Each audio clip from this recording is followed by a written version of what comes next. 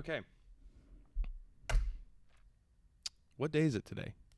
Today is Saturday, November the 1st, It is 2025. It's a great day. 2025. That's correct. Very good. Thanks for signing up and helping me do this on such short notice. I think I gave you like a month, but I know you're a busy guy, so yeah. So I'm going to start at the beginning of everything. Okay. Tell me about your upbringing in Longview, Texas. So you were born in Dallas, Texas in, what, 1942? 43. 43. I'm not that old. But you shortly relocated to Longview, Texas, and you spent your whole childhood growing up there. What was Longview like? Longview had a population. I happen to know the population. It was 22,400. And I lived on Avondale Drive. And I remember we moved from Grand Prairie, where my dad worked at Lean Timco Vault, building airplanes, for the military.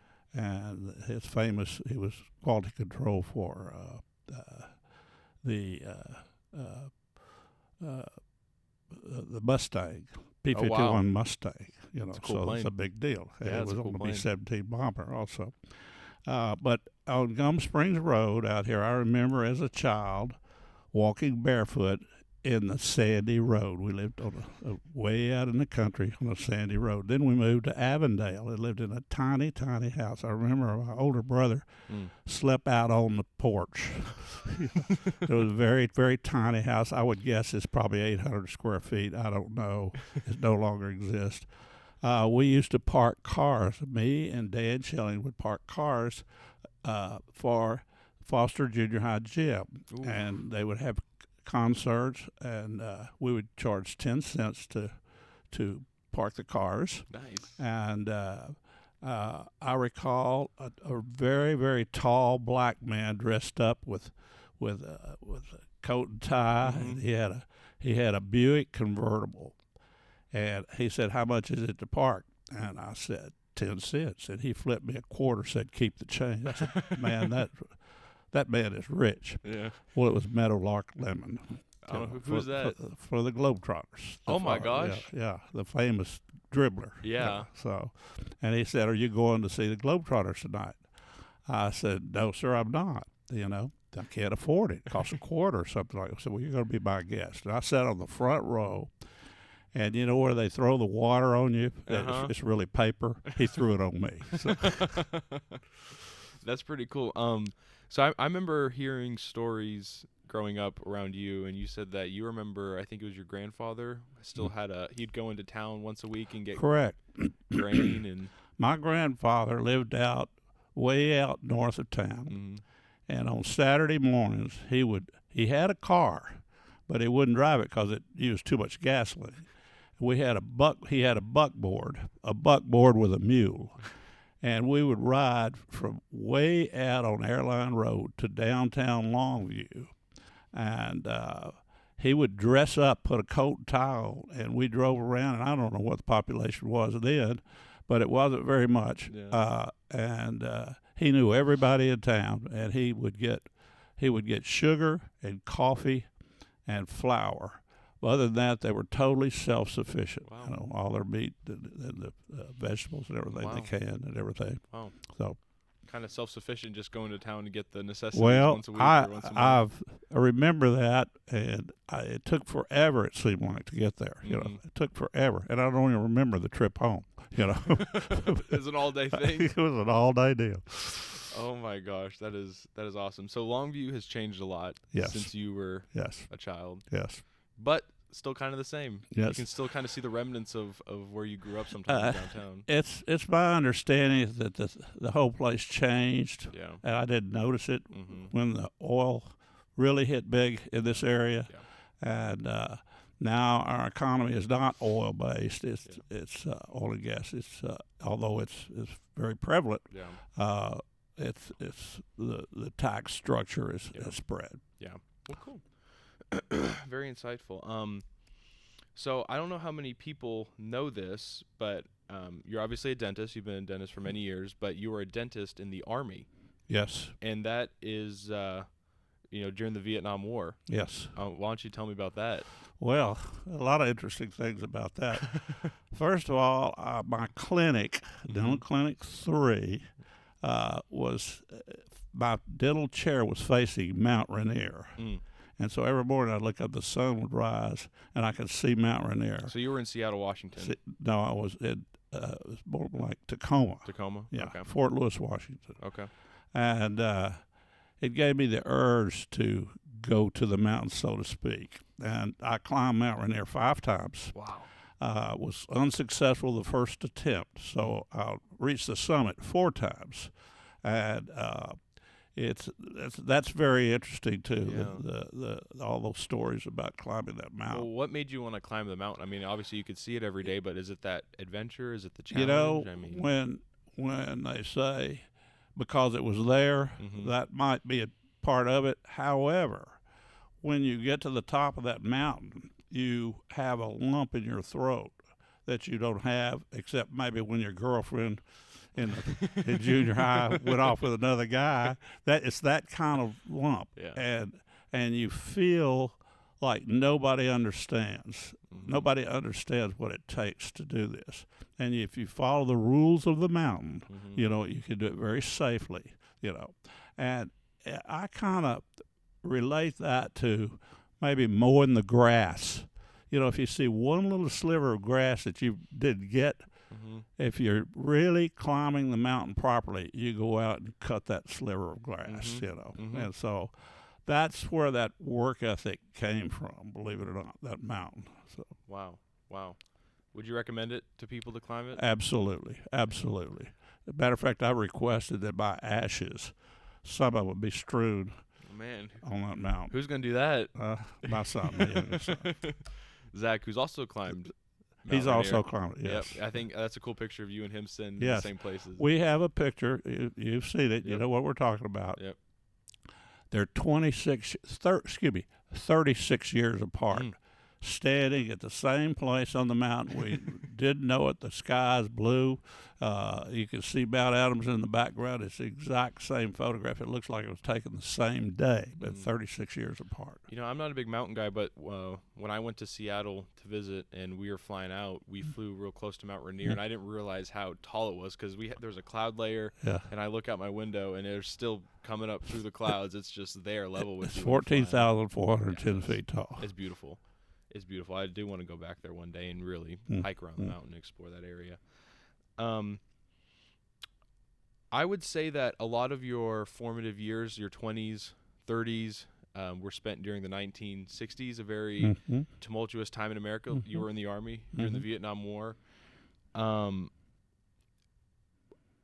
did that impact how you saw the world because of all these things happening? I mean, that was an impactful time in not just the country, but the world. Let me back up a little bit. When I first moved to Memphis to go to dental school, I went through the zoo, drove through the zoo, and the Ku Klux Klan was there. Ooh. I said, "Oh my gosh, I can say that I have never been, nor will I ever be prejudiced." You know, and I take pride in that, and that was not the case in the '60s, and especially where you were. I mean, yeah, and so when I went into the military, it became just so important to me to not hold a prejudice, and I didn't, and I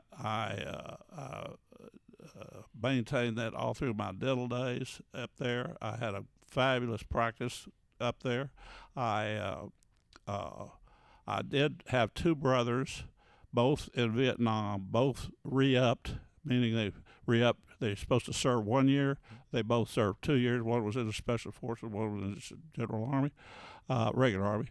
And I volunteered to go to Vietnam. Now, I didn't realize the stress that would be on parents. They have to sign for more than one child to go to be in harm's way. Yep. And so I was the 3rd one, and they signed. But I volunteered, and they sent me they said stand by for orders, and I did. And they said, well, you're going to Thailand.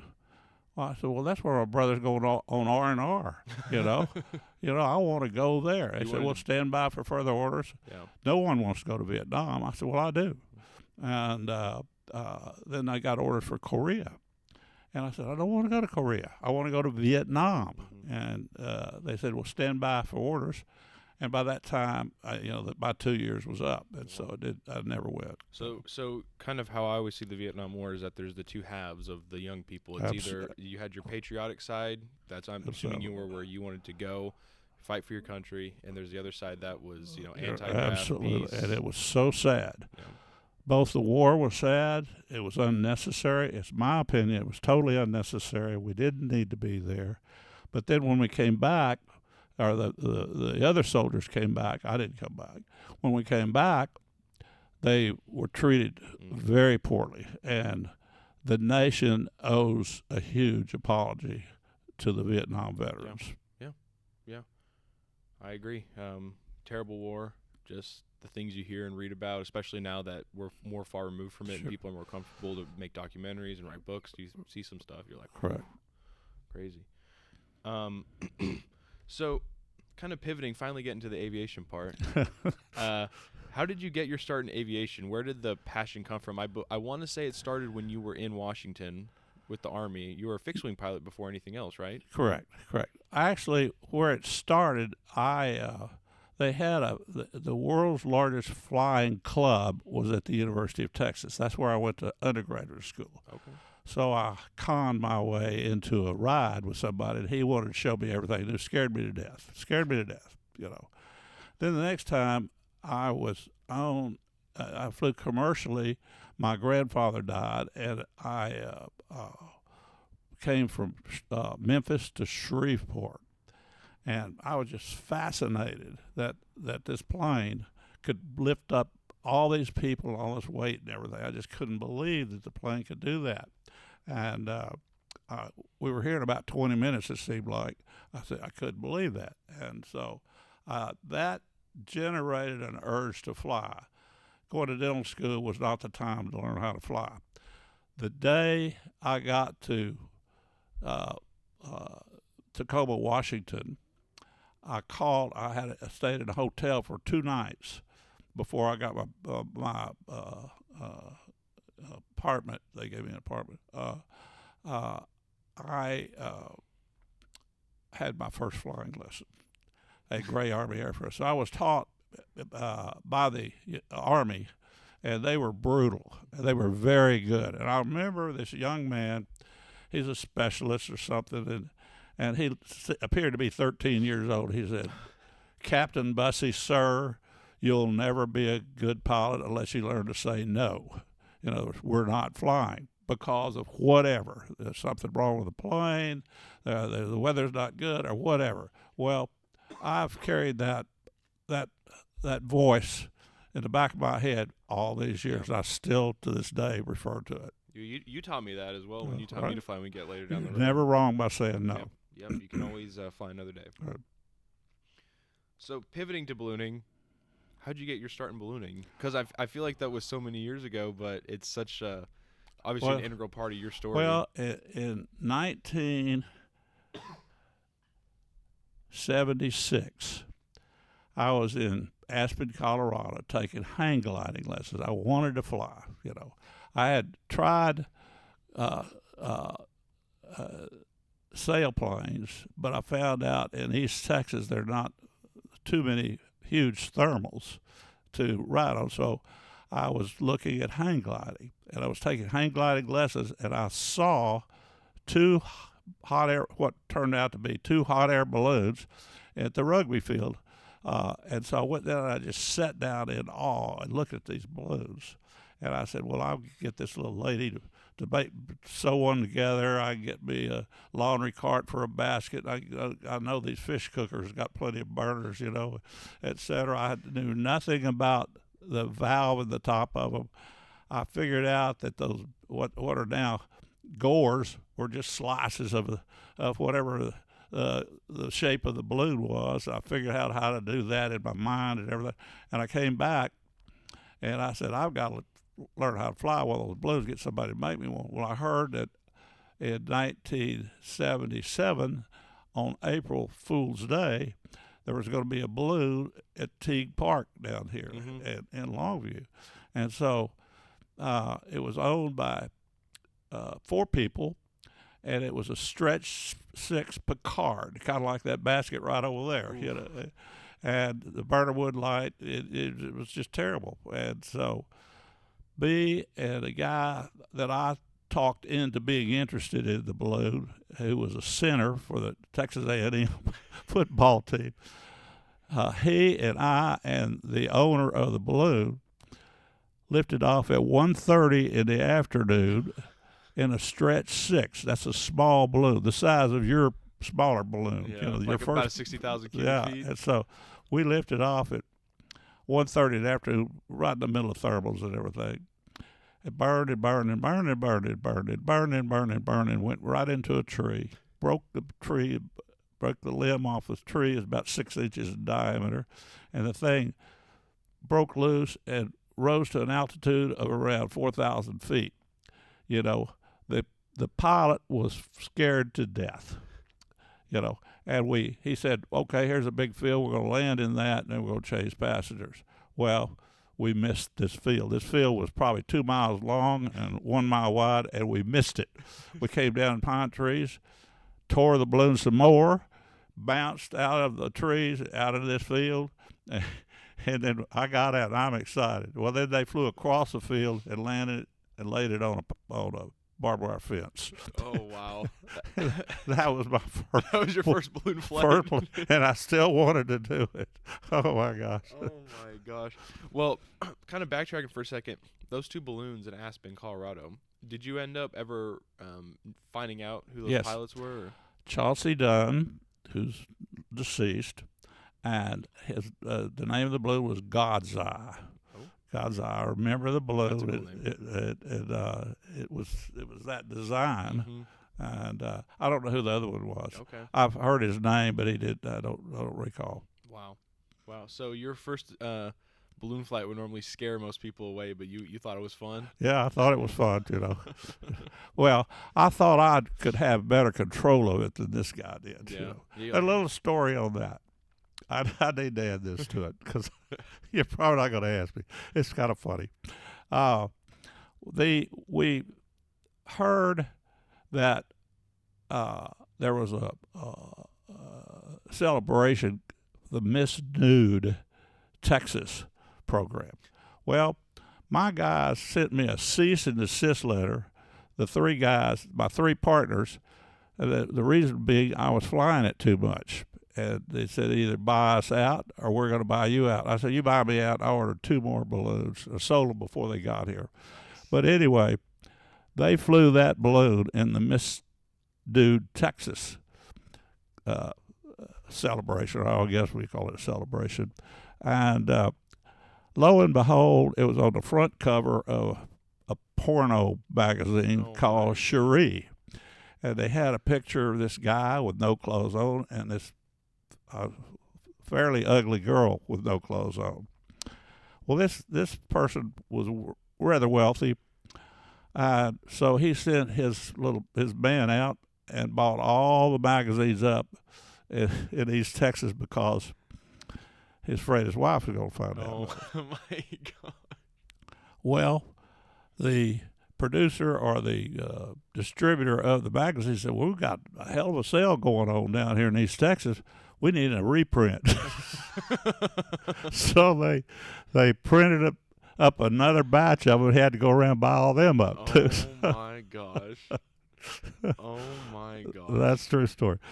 And then we had a chicken and basket race. There's a picture of it right over there on the floor. I'm looking at it. Yep. And my brother Bruce, who became a pilot, a great pilot, was my swimmer runner. And it was called the chicken and the basket race. You had to fly over a lake, drop your swimmer over the side of the balloon. He had to dive into the lake, swim to a boat which had a barnyard chicken in it. Chickens don't like water. And swim back to the balloon, which is moving, and the boat can help the guy. And he gets in the boat, then you chase the hair balloon, and the person who gets the chicken in the basket is the winner, and they get deductions if the chicken is no longer alive. So we came up. Alive. You got to keep the chicken alive. PETA wanted to talk to us after it was over, and anyway, we won it. But the prize was a TV. Oh. A TV. I was so proud. Well, it was a TV, one of these kind that comes out of the hotel that they used to lock. It is all scratched up. It literally had a coat hanger as an antenna on it. I was so proud of that TV because I had won it. Yeah, you won it. Well, I won it. It's your trophy. But everybody said, "You stole it." I said, "No, I didn't steal it. I had to get a chicken in the basket." Oh my gosh. So kind of getting into that early year ballooning, I mean, what was it like buying your first balloon and training in the 70s? Who taught you to fly? Well, or did anyone teach you to fly? The person who started teaching me was the person I told you about who was flying the other balloon. I basically taught myself.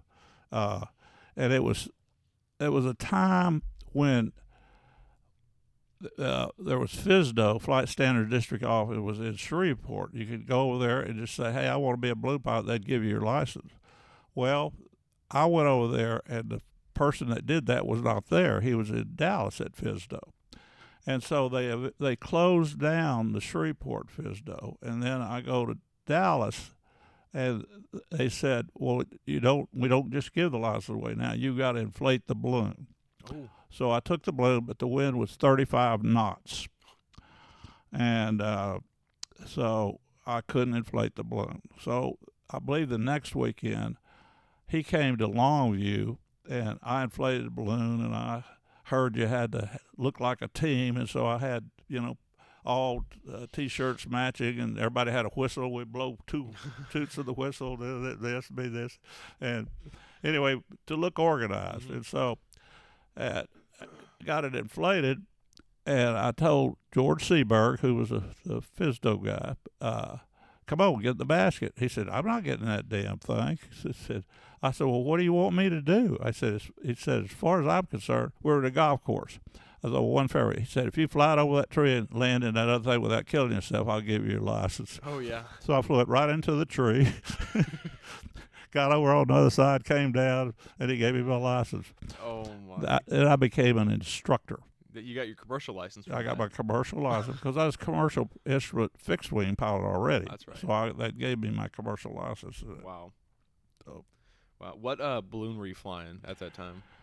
I was flying a balloon called Quest. Okay. What brand was that? That's a Balloon Works. Okay. I flew Picard's Learning and then Balloon Works after that for a long time, then into Thunder and Colt down Lindstrand. Okay. What year was it that you got your license?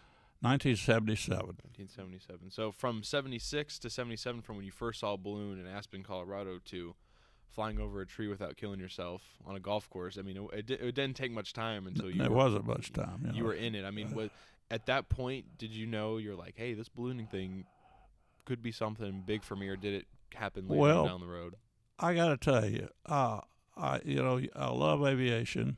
I love being in the air, and I owned an airplane, a Cherokee 235 at that time. And I loved that airplane because it became a car to me. Just it goes from here to there. I'd fly to Aspen to go skiing and et cetera. But I was flying balloons, and I sold a lot of balloons in my early days. And, it was just exciting because nobody had seen one at that time. And I learned to compete with it. And I eventually, after about 3 years, said I can't do both well. So I sold the airplane. I wish I had it now. Oh yeah, but those things are expensive. I sold it, and I have owned, buy and sell. Now you realize that, and I've owned about 42 balloons, something like that. Wow. So you've been a dealer for Balloon Works, and Thunder and Colt. Thunder and correct? Colt, yes. Okay. Okay. And I fly a Lindstrand now. You fly Lindstrom now. Oh yes. Um, when did you start traveling to events, competitions, and start meeting people? Because obviously, where you're at now, you have friends that they've been friends for 40 plus years now, and so I mean, 50 years old. 50. Something had to get that start for you to say, I want to go from technical difficulties. Something that said I want to go from Longview, Texas, flying over trees without killing myself, to going to Albuquerque, New Mexico, Okay. and Iowa. How did that start for you? Okay. I went to Albuquerque in 1977, but I didn't go with a balloon. I had one that was delivered in September. Albuquerque's in October. I just didn't think I was ready, so I just went out there. But I started competing from day one. And the first event I went to was at Dave Levin's balloon ranch up in Colorado. And this David Levin from California? No, he's from Colorado. Oh, he's from Colorado? Yeah. I thought he was in California. No. Okay. He had a balloon ranch, and that was well known in those days. That's where you went to fly, learn to fly a Balloon Works balloon, and he always had a red balloon. It's called it Red Dog. Mm-hmm. And he's a world champion. He's a great pilot. Well, I came in fourth place on my first one as a hare and hound. We're on the cover of a magazine called Ambiance, and I am probably a quarter of a mile to half a mile away from the target, and I came in fourth place, and you could barely see me, and I was so proud of that thing. And then the next race I went to, now this is a funny one, was Haines City, Florida. We shipped the balloon down there. I still had the airplane, flew it down there, and the first task we had, I was scared to death, was first of all, I had a balloon that had all this Lenardi trim, fancy stuff on it. And I looked down there, and I see this balloon kind of laying side. The basket's leaned over. It was Bill Murtorf, who was a story in itself. Yep. But I said, get rid of all that stuff, that fancy stuff on my basket and everything. I'm not going to do this. They said, well, we're going to fly a CNTE. I said, what is that? Circumferential Navigational Trajectory Event.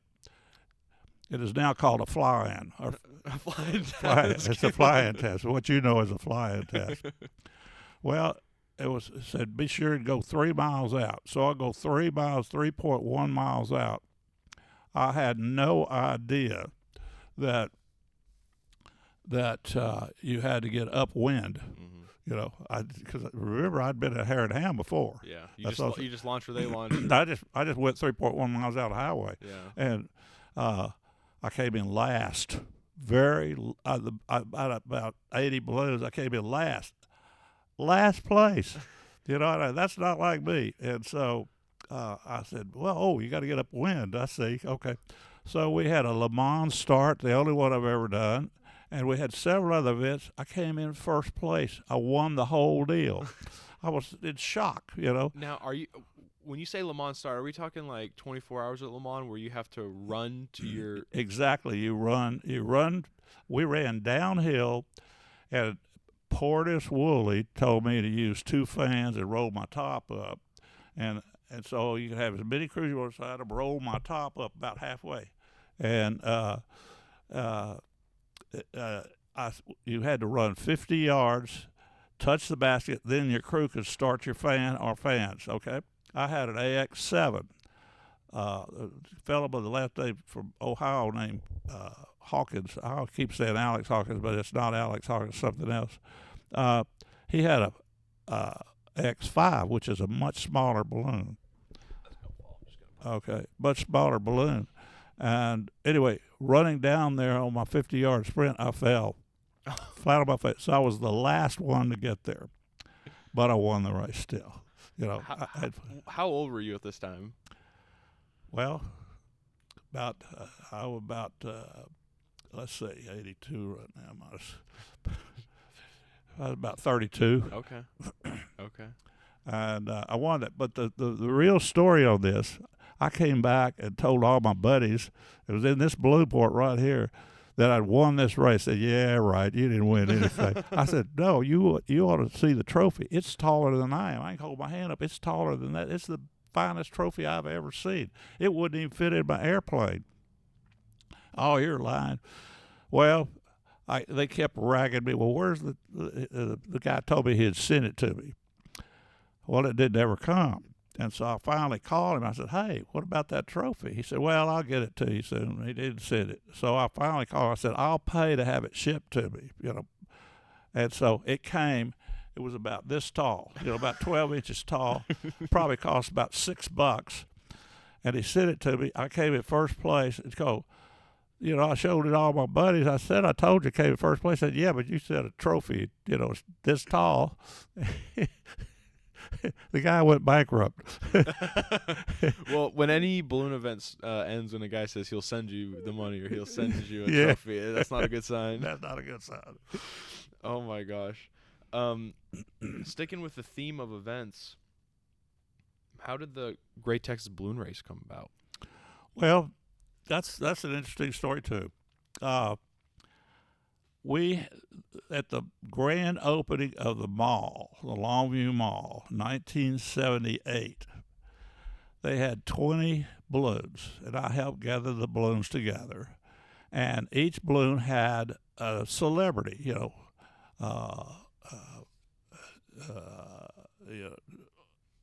they had Benji the dog, they had whoever the president's brother was that drank beer, the Billy Beer. We had Grizzly Adams. We had Larry Mahan, the cowboy. We had Ed McMahon. Miss America. But anyway, it was a big success, a huge success. And so I came up with the idea of putting a banner, the Longview Mall banner, on my balloon, and every time I'd fly in the city of Longview, I'd carry that banner on there, and that helped me pay for the balloon and everything. And so they wouldn't agree to do this. They thought about it, they liked the idea, they wouldn't do it. So I said, I'll tell you what I'll do.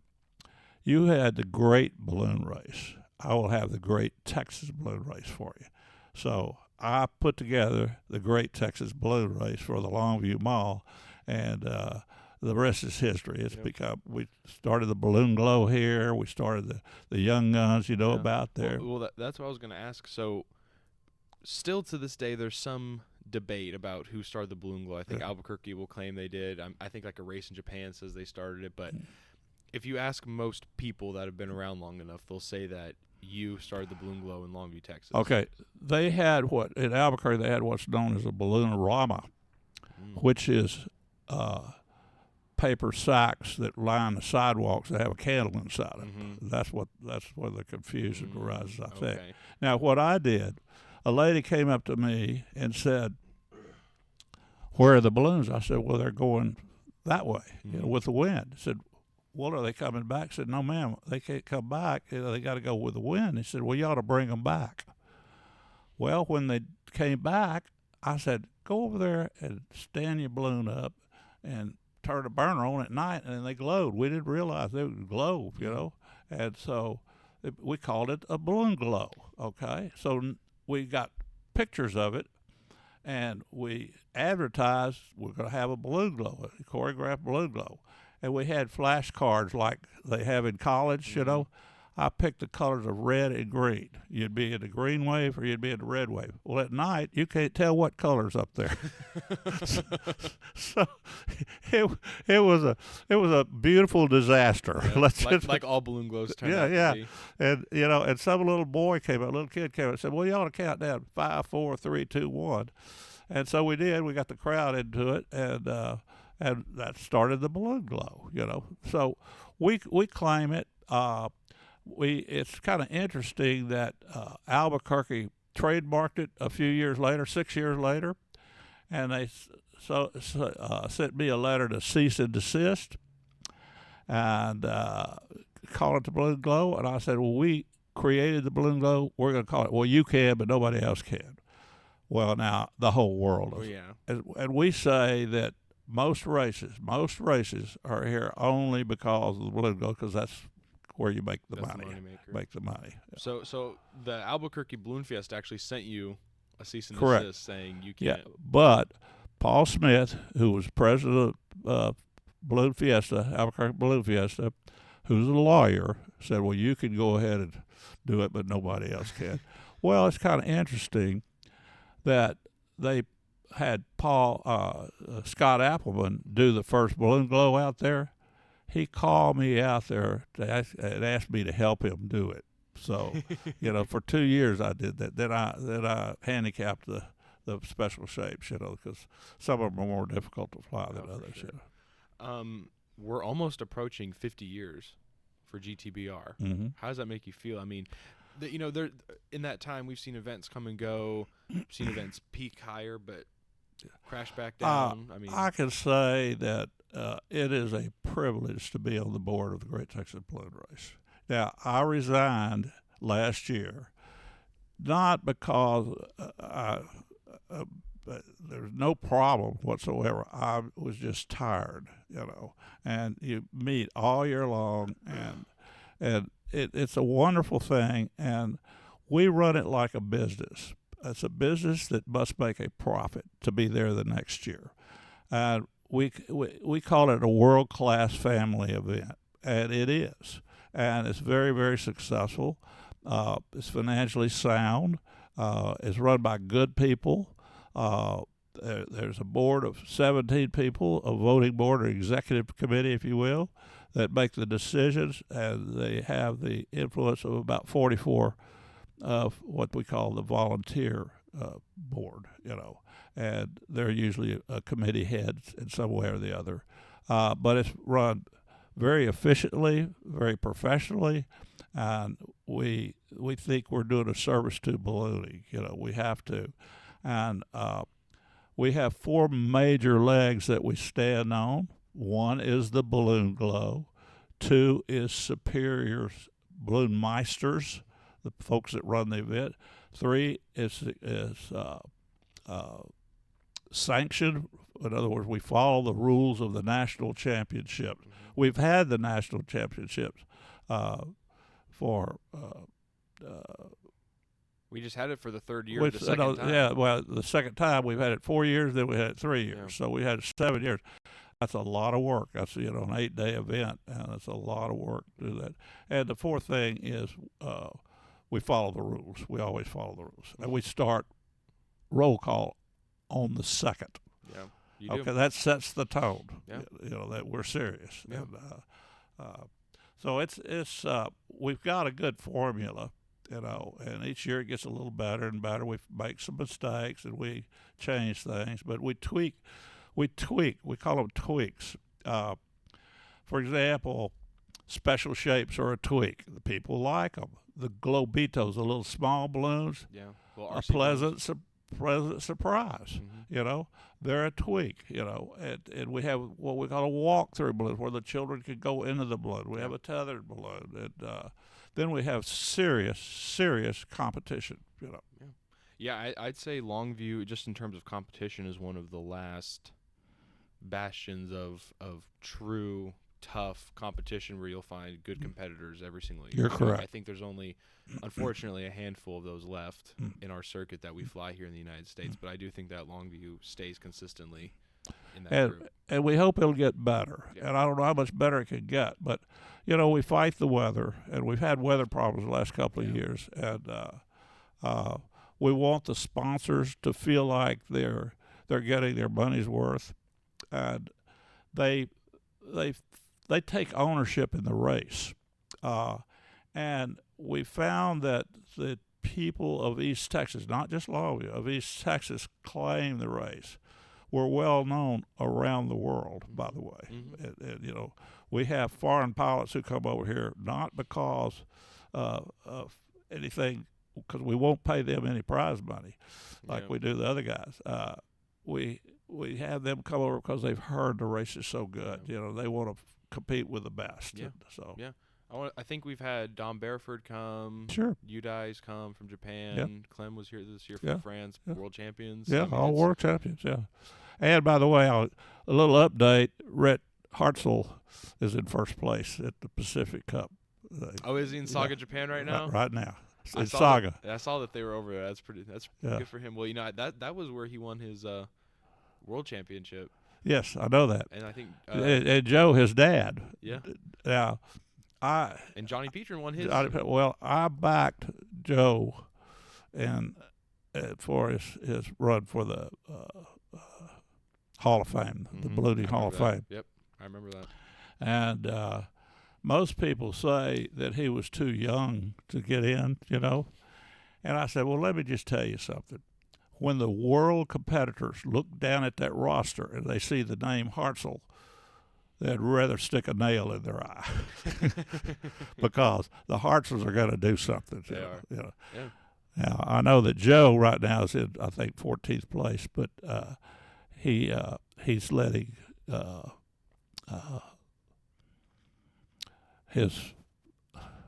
who's Joby? Joey. He's letting Joey Joby Skinner fly the balloon. Yep. So Yep. he's trying to teach him. Joby's gotten pretty good too. Joby for his amount of flying time, he's good, very good, and he's gonna get better. Yeah. He's working with the best. I don't like that the Hartzell group keeps growing. I need to shrink so I can do better Well, at competitions. you're part of that group. You're up there. You're an up and comer. I predict that someday you'll win it. Oh, we're trying. Well, cool. Sticking with the theme of competition, we just had the Albuquerque International Balloon Fiesta. We were there. Mm-hmm. I saw you. We got to hang out, and it's always a good time there. It's like a Mhm. big party for balloonists and crews and everyone involved. But you were there at one of the first ever.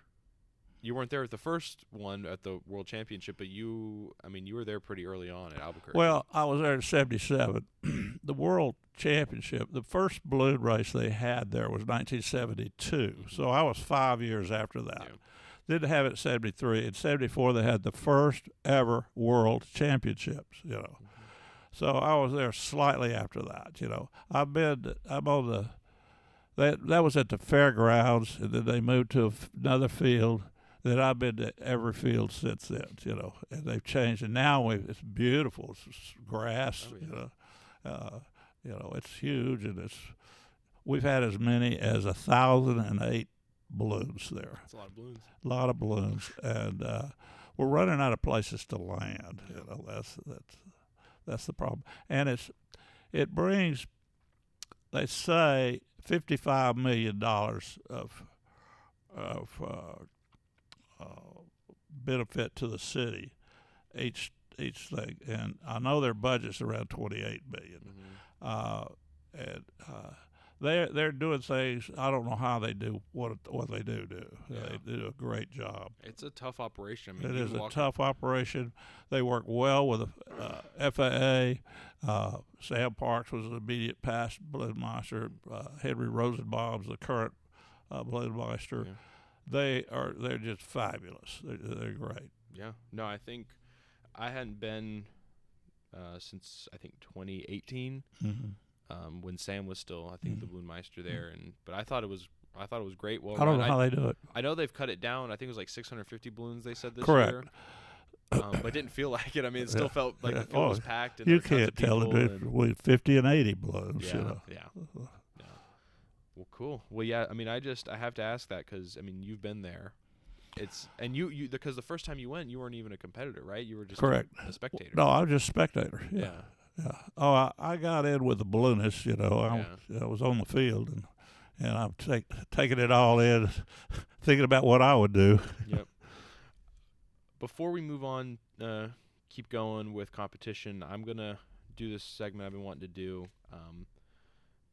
I want to get to the early years and pioneers of the sport because it's of my belief that we know about these guys, but we don't know about these guys, right? I mean, you see Sid Cutter's statue outside the pilot pavilion over there in Albuquerque, but there aren't many people around that left that knew him and can tell stories about him, and you can't look it up on anything. So I kind of want to do that because you know these guys. Oh, yeah. You are one of the greats along with them, and you've been there, done that everywhere with these guys. So I gotta ask. So I'm just gonna start throwing names out. Okay, all right. And you just tell me what you want to say. Okay. Maybe there's probably some stories that you don't want to say, but I hope you do. We'll start with Sid.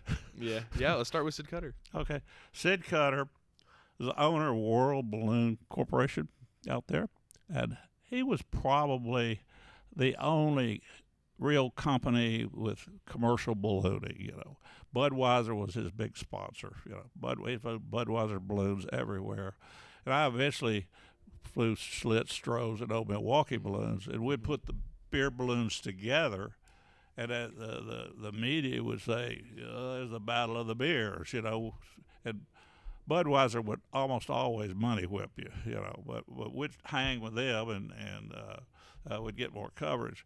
A lot of things I want to say about Sid.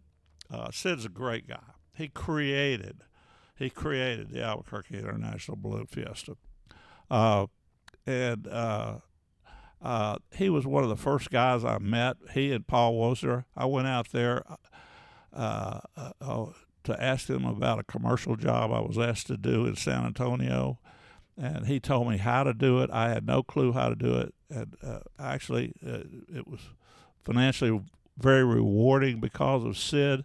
He was building at that time the Budweiser hot air thermal blimp, you know, and he took his time out, and it told me a lot of things, you know. And of course, through the years, we became better and better friends. His wife Jewel, you know.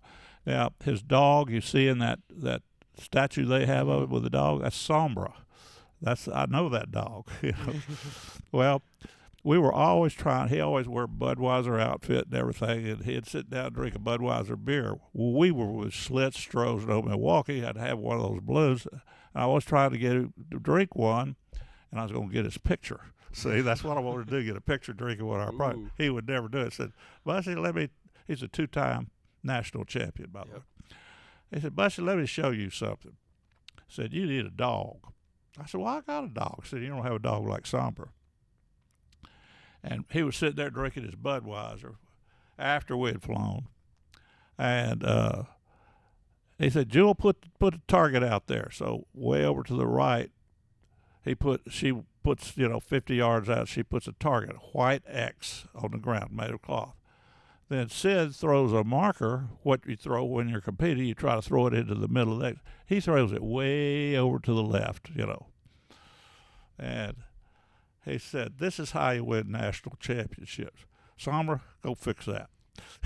And Sombra goes over there and gets the marker and puts it right in the center of that target. Oh, my gosh. And then came over to get his treat. Now, he didn't do that, but he just taught his dog to do that. You know, everything. It was great. But there's so many stories about Sid. Sid is the father, if you will. He's not the father of hot air ballooning. Ed Yost is. But he brought on what we know as hot air ballooning competition and hot air ballooning rides. Everything about it we owe to Sid Cutter. You know.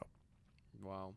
And he had the world balloon, correct? Yeah, the world balloon. He had the world balloon, little world, big world, tiny world. You know, he had all these world balloons. They're still flying. You know, other people are flying. Yeah. The people that Beth Wright Smith is flying the world balloon, I believe. Wow.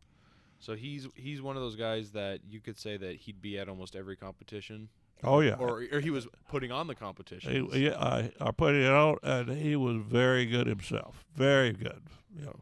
Would he be one of those guys that you said just has the touch for it? He's got the feel for it. Yes, without a doubt. Wow, that's awesome. Okay, I'm gonna keep going. Let's go. You mentioned him, Ed Yost. Ed Yost, the father of modern hot air ballooning. He created hot air balloons. Okay, now we all know the story of the Montgolfiers, and 200 years ago, 230, I don't know how many years, a long time ago. Yeah. They thought that smoke. They were in the paper business, and they thought that smoke made the ashes go up the chimney. Well, it was really the heat. They found out later, But they flew a couple of balloons in those days But then they learned that hydrogen gas had more lifting power, and they turned. And so for a period from 1783 to 19. I mean, till 19. I want to get this right. You're good. Okay. 62. I believe that the story is correct that Ed Yost was given the challenge of making some type of recovery system for a pilot in combat to stay in the air so they could come out and pluck him out of the air and so he wouldn't go down. And I don't know exactly what he did in the very first couple of years, but after that he built a little balloon and put a little propane bottle on it to fly it, and he flew it across in Nebraska, I believe, across the runway, and that became what the basis of the modern hot air balloon that we use today. And because he invented the parachute top as well, right? Or was it the parachute top was invented by Tracy Barnes, and he was knighted by the Queen of England because everyone used what we called a Velcro top. You put the top in with Velcro. When you landed, you pull the top out to let the air out, and your flight was over. By creating a parachute valve, you just pull it down, let a little heat out, you can seal it back up, and keep flying. Well, all balloons use that now. We take it for granted. Yeah, it is. But that was invented by Tracy Barnes. Well, before we go to Tracy, I mean, did you ever meet Ed Yost? Oh yeah, yeah. Was he ever a competitor? Or would you see him at events? Or? Ed Yost's claim to fame was really gas balloons. Okay. And building the valve. And a funny story, I believe it's on Dewey Reinhardt's attempt to cross the Atlantic Ocean before it had ever been done. Yost built him a balloon, and they were somewhere at Presque Isle, Maine, I believe. And the FAA came over and said, "Where are the N numbers? All the balloons, all aircraft have to have an N number. That means it's a United States balloon." And, well, Ed had not put them on this gas balloon because you have to glue it on, or you use stitches. And if you use stitches, there's a potential leak of the gas. So the FAA wasn't going to let him fly, Dewey Reinhardt fly, and Ed Yost said, "Are you telling me that you need to see the N numbers on the balloon? That's all you need, and then he can fly?" He said, "Yes." So Ed wrote the N numbers down on a piece of paper and laid it on top of the balloon. So there are the N numbers. They're on top of the balloon, just as you said. And he flew it to try to make his attempt to cross the Atlantic. So he was one of those smart guys. He was going to try find a solution and get his way. Yeah, he's considered the father of modern hot air ballooning. Wow. And we have an award named after him. Yep. It's the Ed Yost Master Pilot Award. Ed Yost Master Pilot Award, yes. Wow. Well, you brought this guy's name up. The next guy on my list is Tracy Barnes. Okay. What do you know about Tracy? Tracy Barnes, well, I know a lot about him, but he's the guy that invented the Barnes or the Balloon Works balloon, TBW, the triangular shaped basket, which is considered the safest basket by NASA. And he also invented what we call the FlexNet balloon. That means the balloon slides up and down on the load cords rather than being attached. The balloon is not attached to the load cord. They slide down. So there's less pressure on the fabric, less likely to propagate a tear. That is the only balloon that's built that way, and I think it's a good idea. I like it. It's in the triangular basket. Tracy Barnes invented that. He invented the parachute valve also. He invented the first pilot light that actually worked. It stayed lit? Yeah, that stayed lit. Now, I started off with Picards, and every time you hit the burner, the pilot light would go out. And you'd have to relight. And you can imagine what that's like. You have no idea what that's like. That's scary. It's a scary deal, and so we would put actually steel wool in the pilot light area, and it would glow, and sometimes it would relight it.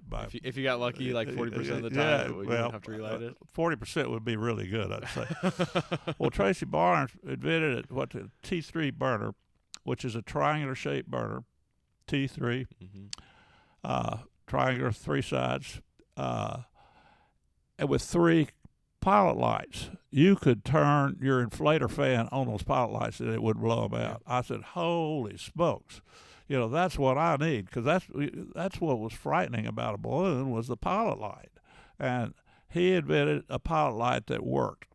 And these burners were powerful, powerful burners. None of the other competing balloon companies built a burner that was that powerful. So they came up with 2 burners. So that's why they have 2 burners. It's all because of Tracy Barnes' 1 burner that was so strong, And now all the manufacturers, all of them, every one of them have great burners. They have great pilot systems, But he worked out the problem. And I think that's a testament to him and his engineering, because people still fly those same designs today with the burners and the baskets. I love the burners.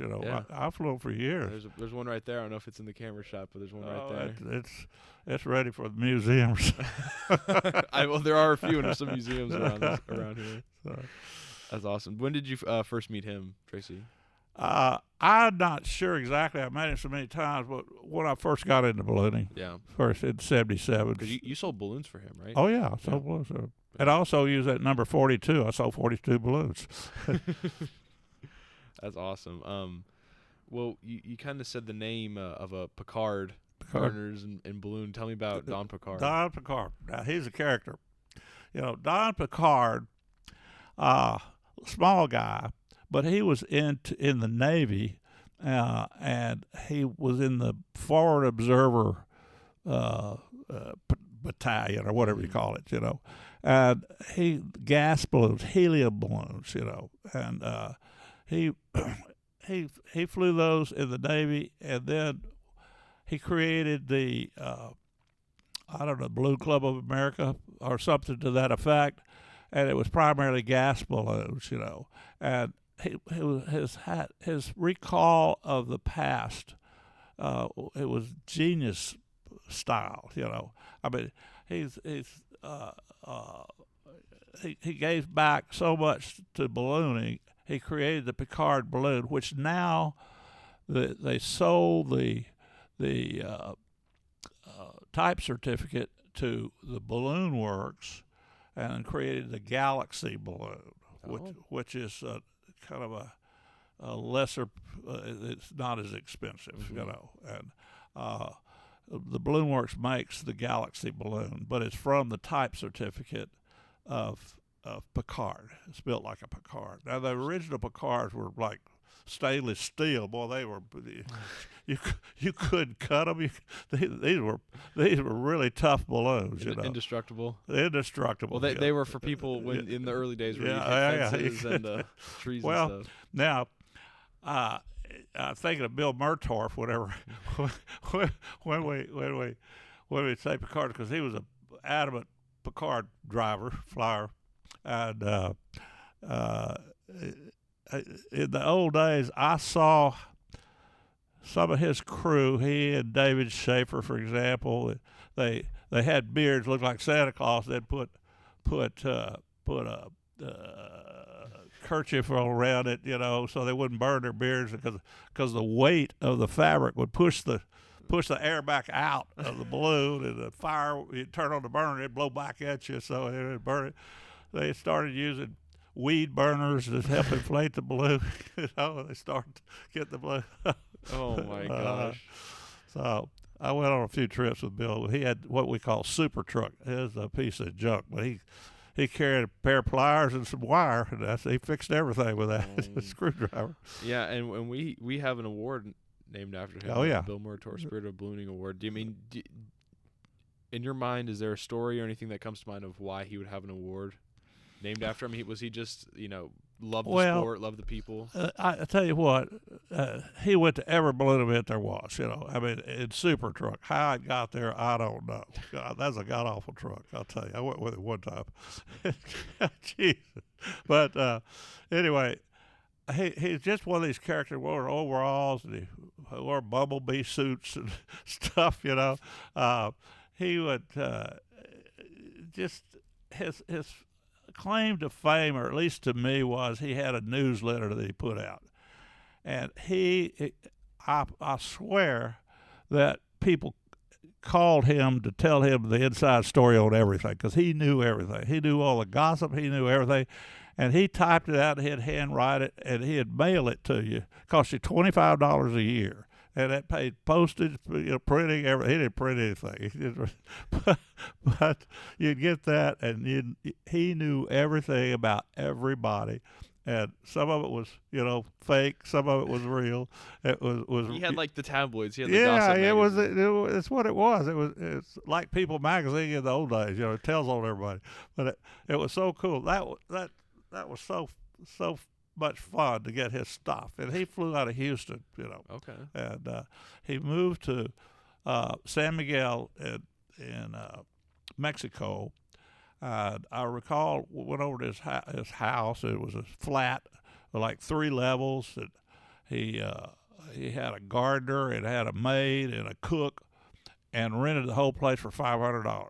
And that included all the food and everything else. So, And he was married to a gal named Mary Gargata, and she was stuck with him through thick and thin. Like all ballooning wives are. Yeah. So, but Bill was a character. He was the real character of ballooning, but everybody loved him to death. He was a good. Well, and I think I remember you telling me the story of when you first met him. Something about with being with goats or sheep in the back of a car with him and riding back after landing or something like that. I know what you're talking about. We were on the Kool Pro Tour, and he and I lived in Richmond, Virginia. We were at the fairgrounds. The racetrack was there. And so we lifted off. We flew to the east. The only 2 balloons that flew that direction, I don't know what happened, but we flew way out in the countryside.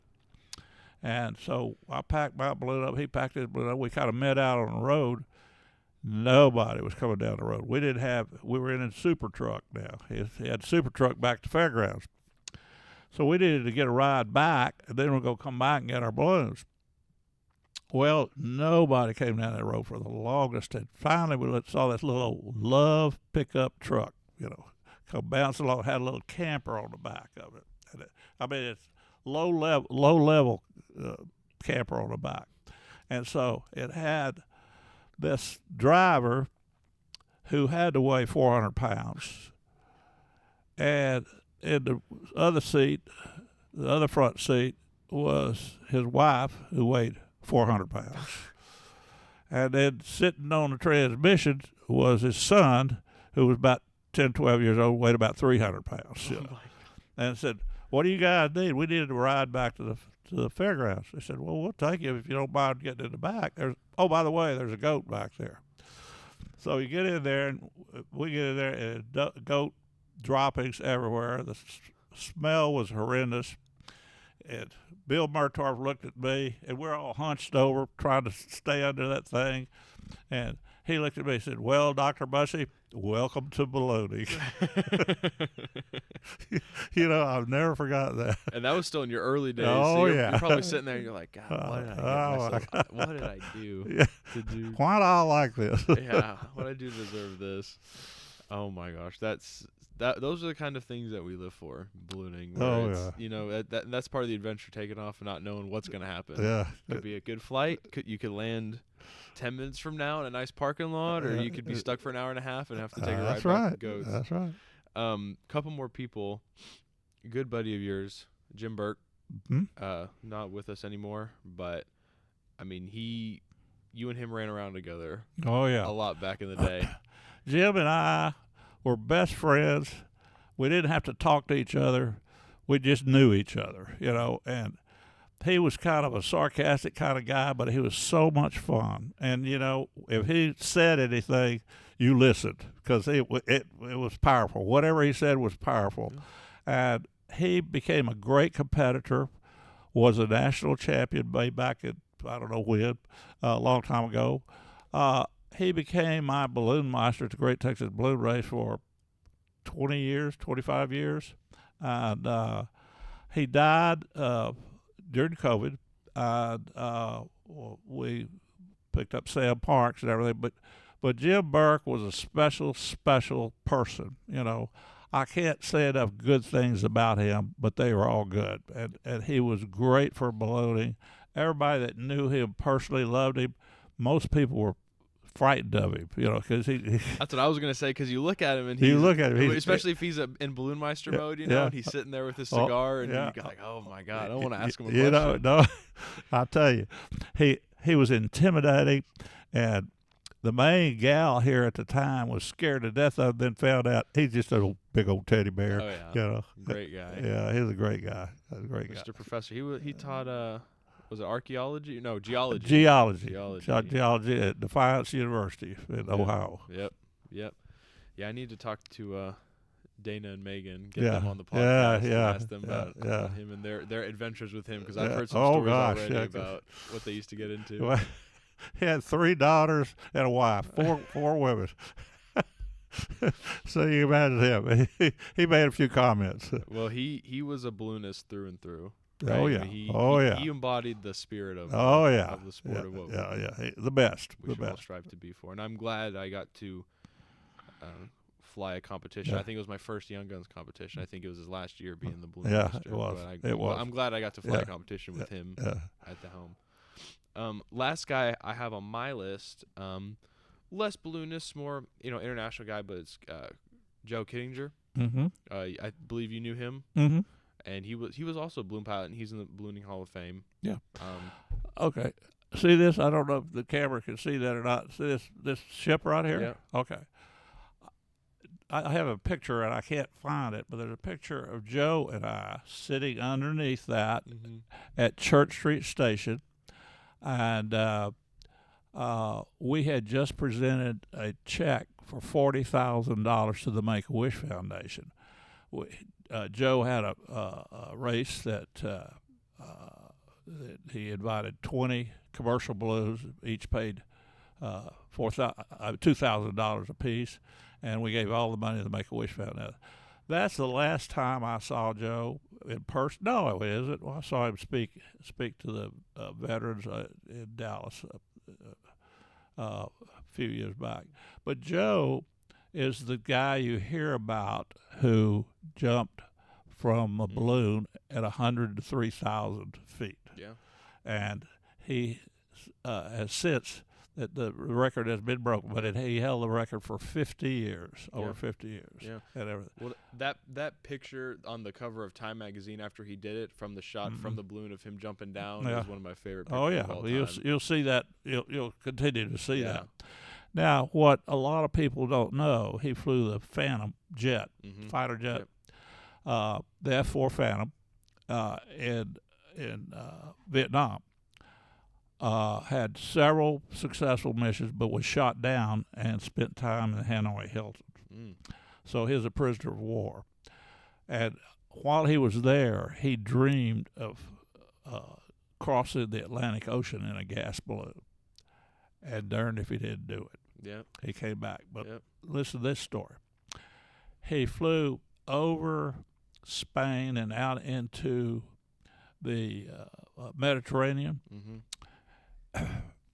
And a gas balloon operates by weight.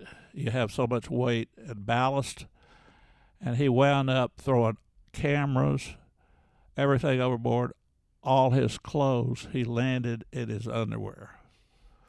They broke his leg, but he was successful on this guy. But he's that dedicated. He's that committed. I mean, he's that kind of competitor in that guy. That's kind of, wow. Everything he did.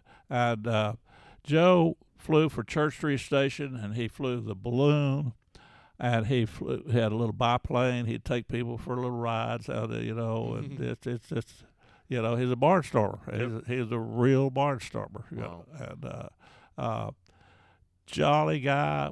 Did all kinds of charity work, especially for the military. Mm-hmm. You know, and he's a hero. He's got every award there is. Yep. I can't even name them all. Yep. He's got them all. Wow. That's awesome. Well, are there any people that I'm forgetting that you think Oh, I don't we know. should talk about, or? You know, there are a lot of people. Oh yeah, you there's know, lots of people. Lots of Lots of people. people. I mean, and we'll if we run into a story. Okay, or think about them. But how you holding up? We're an hour and 10 minutes in. Oh, that sounds good. Yeah. Let's keep You going. doing good? Well, I gotta go take a bathroom break. Give me 1 second. Okay, are we on here? Okay. No. We had a productive break. So I've gone through my list of people. Now I got my big one. Okay. Okay. Let me just mention that I'd add Sam Parks to that list. Okay. I'd add Henry Rosenbaum to that list. Okay. I'd add Bill Meadows to that list. All are significant in ballooning, the history of ballooning, Yeah. for various reasons. You know, Yeah. but I just want them to Kind of your Mount Rushmore. Let me know. yeah. I love it. No, there's the cool thing and the sad thing is that there are so many cool people and intelligent people and talented people that we have in the sport that get underappreciated. Almost just, and I think it's partially because our sport is so small. Mm-hmm. But I mean, it takes it takes a lot to be a balloon pilot and to put on events. Well, you know. Yeah, it takes a lot, and it takes a level of intellect and kind of competence that a lot of people don't have. So, and even these, I mean, guys like Ed Yost, Tracy Barnes, Don Picard, guys that we talked about. I mean, these guys were engineers. They were in the Army. Right. I mean, they were Right. smart, brave dudes. So I think that, yeah, we have a very, not underappreciated history, but kind of a lost history of these guys and their Well, achievements. you're correct in that, and we're losing that. However, I'm more excited about the young folks that are coming up now. They are really, really good. Oh, yeah. They're not going to have to go through what we went through to learn how to compete, to gain control of the balloon, to fly the balloon from A to B to C. Yeah. And they grown up with computers and everything, and it's a challenge. And these I think we have some of the best pilots that are the young people, and they're all, including you, all that I know are showing signs of great balloon, becoming great balloon pilots. And while I'm talking about this, I mentioned Nick Salm.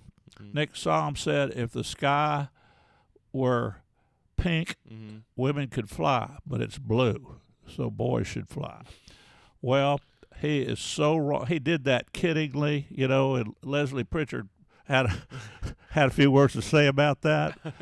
But in general, my feeling is that the average female pilot is superior to the average male pilot. Yeah. And it's because they're not macho. Yeah. They want to learn. Now, the general public looks at the balloon. They see the fabric. They see the fire. They see the color. They see the wicker. They think of old, the history, et cetera, et cetera. If it's a guy flying it, they don't think anything about the pilot. Yeah. If it's a girl flying it, they do think there's a girl flying that. And they're proving that they're really good. And I foresee greater things for the female. Well, that's a good point you bring up, because ballooning is it's an antiquated sport, but it's still relevant, but it's old, right? It's from the 1700s. So when you see someone flying it, you expect it to be a middle-aged guy or an older guy. You say, yeah, that's a guy that's got a lot of time and money to fly, do stuff like that. But then you see a female flying, and you're like, okay, wait a minute. Exactly. It's not something you would think, because it's just one of those things. But I think you're right. I mean, I think that the future is brighter than ever. I do too. For the women in the sport. And I know, we've been doing the women's nationals. That's been really successful. Oh, yes. Oh, they're trying for the women's worlds to be there, so that'd be a big thing for us. But yeah, I have to agree. Yeah. So I gotta ask. I don't know how long this one's gonna take. The Kool Pro Tour. Oh my gosh. This is your bread and butter.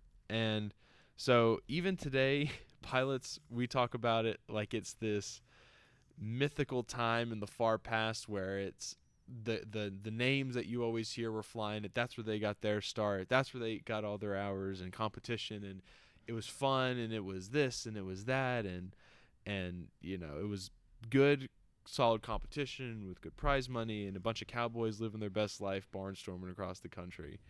And you were a part of it. You were one of the few members that were a part of it and really in it, and we have that hat there that I think Jason Jones got remade. No, Joe Zavada. Oh, Joe Zavada. So, okay. gave me that. My apologies. But yeah, I still need one of those, by the way. I need to talk to him. But yeah, I mean, you were one of the integral members. I mean, tell me about how did it get started? How did you get started with it? I mean, let's start from there. Well, let me just tell you a little bit about the Kool Pro Tour. I got on the Kool Pro Tour in 1978, 78, 79, 80, and 81. Okay? You had to have 250 hours to get on it. I didn't have 250 hours at that time, and so I got it. I mean, I flew, 10 times a week, and got my hours and got on the Kool Pro Tour. I missed the very first event. I never missed one after that, and it was the neatest thing because competition ballooning was just beginning, and this was real competition. Now we did what we call measure the map. It means you could drop your marker anywhere on the map and it would be scored. They would come out and score you, and we didn't have a measured marker area that was very small like they do now, but it was so good. We would meet at cities like San Diego, Denver, Phoenix, Houston, New York City, Detroit. I've seen that picture of New York City of the cool balloon inflated on top. I think it's Times Square. Yeah, right below the Twin Towers, by the way, which no longer exist. Yeah. I'm in that picture somewhere. You're in the crowd? Yeah, I'm helping.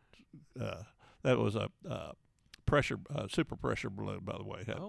That balloon, we could tell they're high winds, But this we met all over the country, Florida, Atlanta, Nashville. I won Nashville, but anyway, big cities, and we almost always stayed at the Hyatt Hotel, and we had a formal reception on Friday night. And, coat and tie deal, really nice deal. Hors d'oeuvres, everything was great, and the sponsors and everybody. And then we would fly. We'd do what we call a CNTE, fly in on Saturday morning, and then Saturday afternoon we would do a hare and hound, and then CNTE, a fly in on Sunday morning, and most of the time the fly-ins were multiple passes. You could do it 2 times, in other words. So I've got a long story about that one. You can land, pack up, and try again? Try again, exactly. I need some of those on some of my tasks. I know. I'll tell you about one of mine. I had borrowed Guy Gauthier's brother, Ted Gauthier's basket and his truck. And so I made a run on my first run fly-in, did pretty good, and so I'm going out at the fly-in, same place, lots of same place. I get there, and the basket's not in the back of the truck. It had fallen out. The wind had blown it out. So I got, oh my gosh. Excuse me. it had fallen out. So I go back, and it's on the side of the highway. It was standing up on the side of the highway and just rubbed the skids off the bottom of it, Oh, And so, you got lucky. and so I loaded the balloon up, came back, and somebody that had borrowed Sid Cutter, as a matter of fact, had borrowed my fan and had run out of gas. He didn't tell me. So I get out there, and I can't inflate the balloon. And there's no other balloons out there. It's windy, and I said, all I got to do is lift off, because we measured the map, lift off the ground, throw my marker, and I'm going to win, because nobody else is in the air. So I usually carry my striker up on the uprights. Well, they're gone too. When it hit the highway, it bounced them off, and I don't have them. And so I get there, and I can't light it. And Ted Gauthier's truck, the cigarette lighter, I took it and tried to light, but he didn't allow smoking, so he didn't have a cigarette lighter. So I was going to light a Kleenex to light my burner. Well, we wound up finally pulling the truck down by the balloon and taking 2 wrenches on the battery and creating a spark and lighting the pilot light. Oh, my God. On the balloon works, yeah. See, on those power. And we didn't have start the fan, no gas. It's not a fan. So we have to flap it to get it up. Oh. And so I get it up. We rolled it up, flapped it. I inflated the balloon, didn't burn it. Got up there, threw my marker, and deflated. So I go back where we're supposed to eat, and Flip Wilson was there. He's shooting everybody with his little gun, a crazy guy. But it was funny. Geraldine, he would do that. But anyway, I said, well, I guess I won the thing, because I made 2 passes there. It said, don't you know that the second task was canceled? Oh, no, I went through all that. It didn't count, I didn't count it all. That was in Detroit. I'll never forget that. Oh, my gosh. But the Kool Pro Tour was a fabulous deal, great competition, more fun than you can ever imagine. I had I've never protested but once. It was a fake protest, by the way. But we're flying to New York, and we got out over the Hudson River, and there's no trees, so you didn't have as much friction for the air, and we passed the Hare balloon. Okay, we got in front of him. And Chuck Rohr had this gal that had a hopper, a 2-seated hopper, where you just sit in a chair and a little balloon on top of it. She's a stripper, and so she showed her assets to me, and so I protested. And I protested because Chuck Rohr, I was out in front of the Hare balloon like a good hound should be. They're supposed to be behind them, I was in front of them. And Chuck Rohr distracted me, so I protested. Protested him? Yes, but he could distract me all he wants to. Oh my God! But the Kool Pro Tour, there were times like we flew, we just flew. It didn't matter what, we flew, and probably did some things we shouldn't have done, but it was, hey man, we're the Cowboys. We're gonna do it. We're gonna do this thing, make it happen. And we would invite a local pilot as a guest, so they'd kind of tell the story, so to speak. Oh my gosh, those guys are crazy. For example, one time we had a weather briefing with the radio on the podium. The balloon monster didn't even come down. He just gave the radio, gave the weather on the radio. All I can say is that it was 4 years of the most fun I believe I've ever had in my life, and just travel and go to places, and fabulous parties, fabulous food, great flying, covered the United States.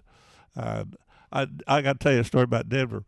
They said, well, we're going to fly out here by Red Rocks. I was flying the Schlitz balloon at that time. And I went down by, what's the little town, Golden, Colorado, that Coors it. I passed down through there, Golden, Colorado, with a Schlitz balloon. And they said, whatever you do, don't go down in the mountains, because it's going to cost you, at that time, $2,400 for a helicopter to come get you. Well, I landed on top of the mountain. and whatever it is, the TV station said, "We'll come get you if we could do a story about you." I said, as long as it's in good taste and it doesn't offend Schlitz, I'll be glad to do that. You come get me. So they came up and got the balloon, got Bruce, and but we found out later if I'd have flown maybe another quarter of a mile, there was a big field and a highway on the other side of the mountain we could have landed in. But that was out at Red Rocks Theater. Yep. Yeah. Still there. Yeah. There, Yeah. That's a landmark now. So the guys that were the pilots there, it was the same people. It's basically competition how we do it today on steroids, where it was the same dudes every single week. Every time. Yeah. One week you'd be in Denver, the next week you'd be in Florida, and the next week you'd be start in over New at York, zero. and then you'd have a couple local pilots that would join in for the we week. invite as guests. Yeah. I mean, who are some of those pilots that you met during that time? David Levin, Jim Burke, Guy Gauthier, Bill Cunningham, it's just the same group. Guys that you Kenny Gibson. Yeah. Guys that you're still friends with. Yeah. Oh yeah. Today. Those that are alive. Yeah. You've been around a long time. You got a lot of friends. I mean, I think about the Kool Pro Tour that appeals to so many people is it's what we all want to do as balloon pilots, right? And that's why we do it. And we can't do it all the time, but to me, the most fun thing in the world is loading up the truck, going to a city, competing, having fun, seeing all your friends, hanging out, and then 2 weeks later, you're in another city, 3 states over, doing the same thing, but competing, having fun, doing that. I'm still doing it. And you're still doing it to this day. And you got to do that, for years with your best friends, and basically just raid cities, come in. I've done it for 48 years, 49 years now. And I think that's what's so appealing is that it's what we like to do at its purest form, right? It's just doing what you love with the people that you like to do. That's true. There will never be, I don't think there will ever be anything like that, like the Kool Pro Tour. That was the best of the best, and everyone was jealous of it. I think everybody wanted to know what really was going on, and we'd tell them, and it was an honor to be on that. And I was the youngest guy. I remember flying. My first race was in Milwaukee, and I flew the old Milwaukee balloon, and I sat on the plane with the guy from Carthage, Texas. And he said, "You're going up. Well, what are you doing going up here?" I said, "Well, I'm going to a balloon race." "A what?" "A balloon race, a hot air balloon race." He didn't believe me. Well, I happened to get my picture on the front page of the paper. He said, I sat by the guy on the way back, And he said, "Well, you got to come talk to our Kiwanis Club, blah, blah, blah." But he didn't believe what I was doing. He really didn't believe it. My! Well, yeah, especially back then. It was that's just something you kind of hear about maybe on the news every now and then. Wow. I mean, and last thing I'll ask is who put on the Kool Pro Tour? How did that happen? Kool Cigarettes, Kool, Kool Cigarettes. Was there like a guy that was the same balloon meister every time? Yes. Or was it just y'all, or how did that work? Tom Gable created the Kool Pro Tour, and he had there's Kool balloon flown by Bob Corey, who also died, and Tom Gable went to Africa, and Tom was kind of like Bork and Minnie. What's the guy's name? The comedian. Oh, the Hollywood guy, Bork and Minnie, that died. That was before my time. No. Well, it should be. Anyway, he was short and so witty. You had to be on your toes just to understand him. But he put this thing together and sold the deal to Kool Cigarettes, and then he went to Africa, flying balloons in Africa, and he died. He died. Man. So I can't ask him any questions. No, you can't ask him. Tom Gable. He's national champion that one year. Really? Mm-hmm. Feels like there's a lot of national champions on that tour. In the 70s, I believe, 70s. Okay. Wow. Yeah, I just like I said, I obviously grew up around you and all those guys, very fortunate, and I just heard stories about it all the time, just crazy things and just yeah. Well, we didn't know any better. Well, oh now we do. yeah. But I was impressed with you many years ago at Indianola, where we all started up there, going over and seeking out Bruce Comstock. Yeah. Bruce Comstock's what, 6-time national champion. Yeah. And he really knows competition, and Just a little bit. Yeah, just a little bit. No, it's cool. It's if I ever got a time machine, I've talked to a couple people, I would just go back and try and fly a Kool Pro Tour back in the day. I would too. That's what I would do. Man. Sticking with competition, old competition, tell me about Nationals in its heyday when it was in Indianola, Iowa. Well, the first time I went to Indianola was also 1977. I had a balloon on order. It was delivered at Indianola's routinely about the first week of August, and I had a balloon on order that was going to be delivered in September. And that was the same year I went to Albuquerque, the first year. And I went up there and I met Portis Woolley, who sounded like a weird name to me, and Bill Murtorf, Santa Claus, and I thought it was some kind of initiation I had to go through to see these guys. But Sid Cutter was up there, Paul was there. They had the Budweiser blimp, there, and I just looked around and saw this and said, man, I've got to do this. So the next year, national championship, it's another time when they called a multiple pilot declared goal. I had no clue what that was. So I go over to ask Paul Wozer. I said, what is a multiple pilot declared goal? So, well, you just pick two goals fairly close together and you just fly to either one of them. I said, oh, that's easy. So I picked them, down Highway 61 to the south. We were at Simpson College, and the winds were from west to east. Well, my targets were south. I came in last, 108. Eighth. This is your first nationals? My first national, 108. Okay. Now, I was staying in the dorm, and these two teenagers came up, knocked on the door, said, where's Bill Bussey? I said, well, that's me. He said, you're not Bill Bussey. I said, well, I thought I was. Well, there's another Bill Bussey they had crewed for the year before who died. Anyway, I said, do you give rides? I said, I'll be glad to give one of you a ride on my task, and then when we land, I'll take the other. So I did on that first flight, the one I just told you about. And they took all the credentials and everything, all the passes, and I never saw them again, So I'm up there with no crew. I'd go in the audience and pick somebody out and say, come on, you go with me, and drive my vehicle. And so I wound up finishing 8th. After the whole event. So that was back when 1978. We still had the cutoff. Yeah.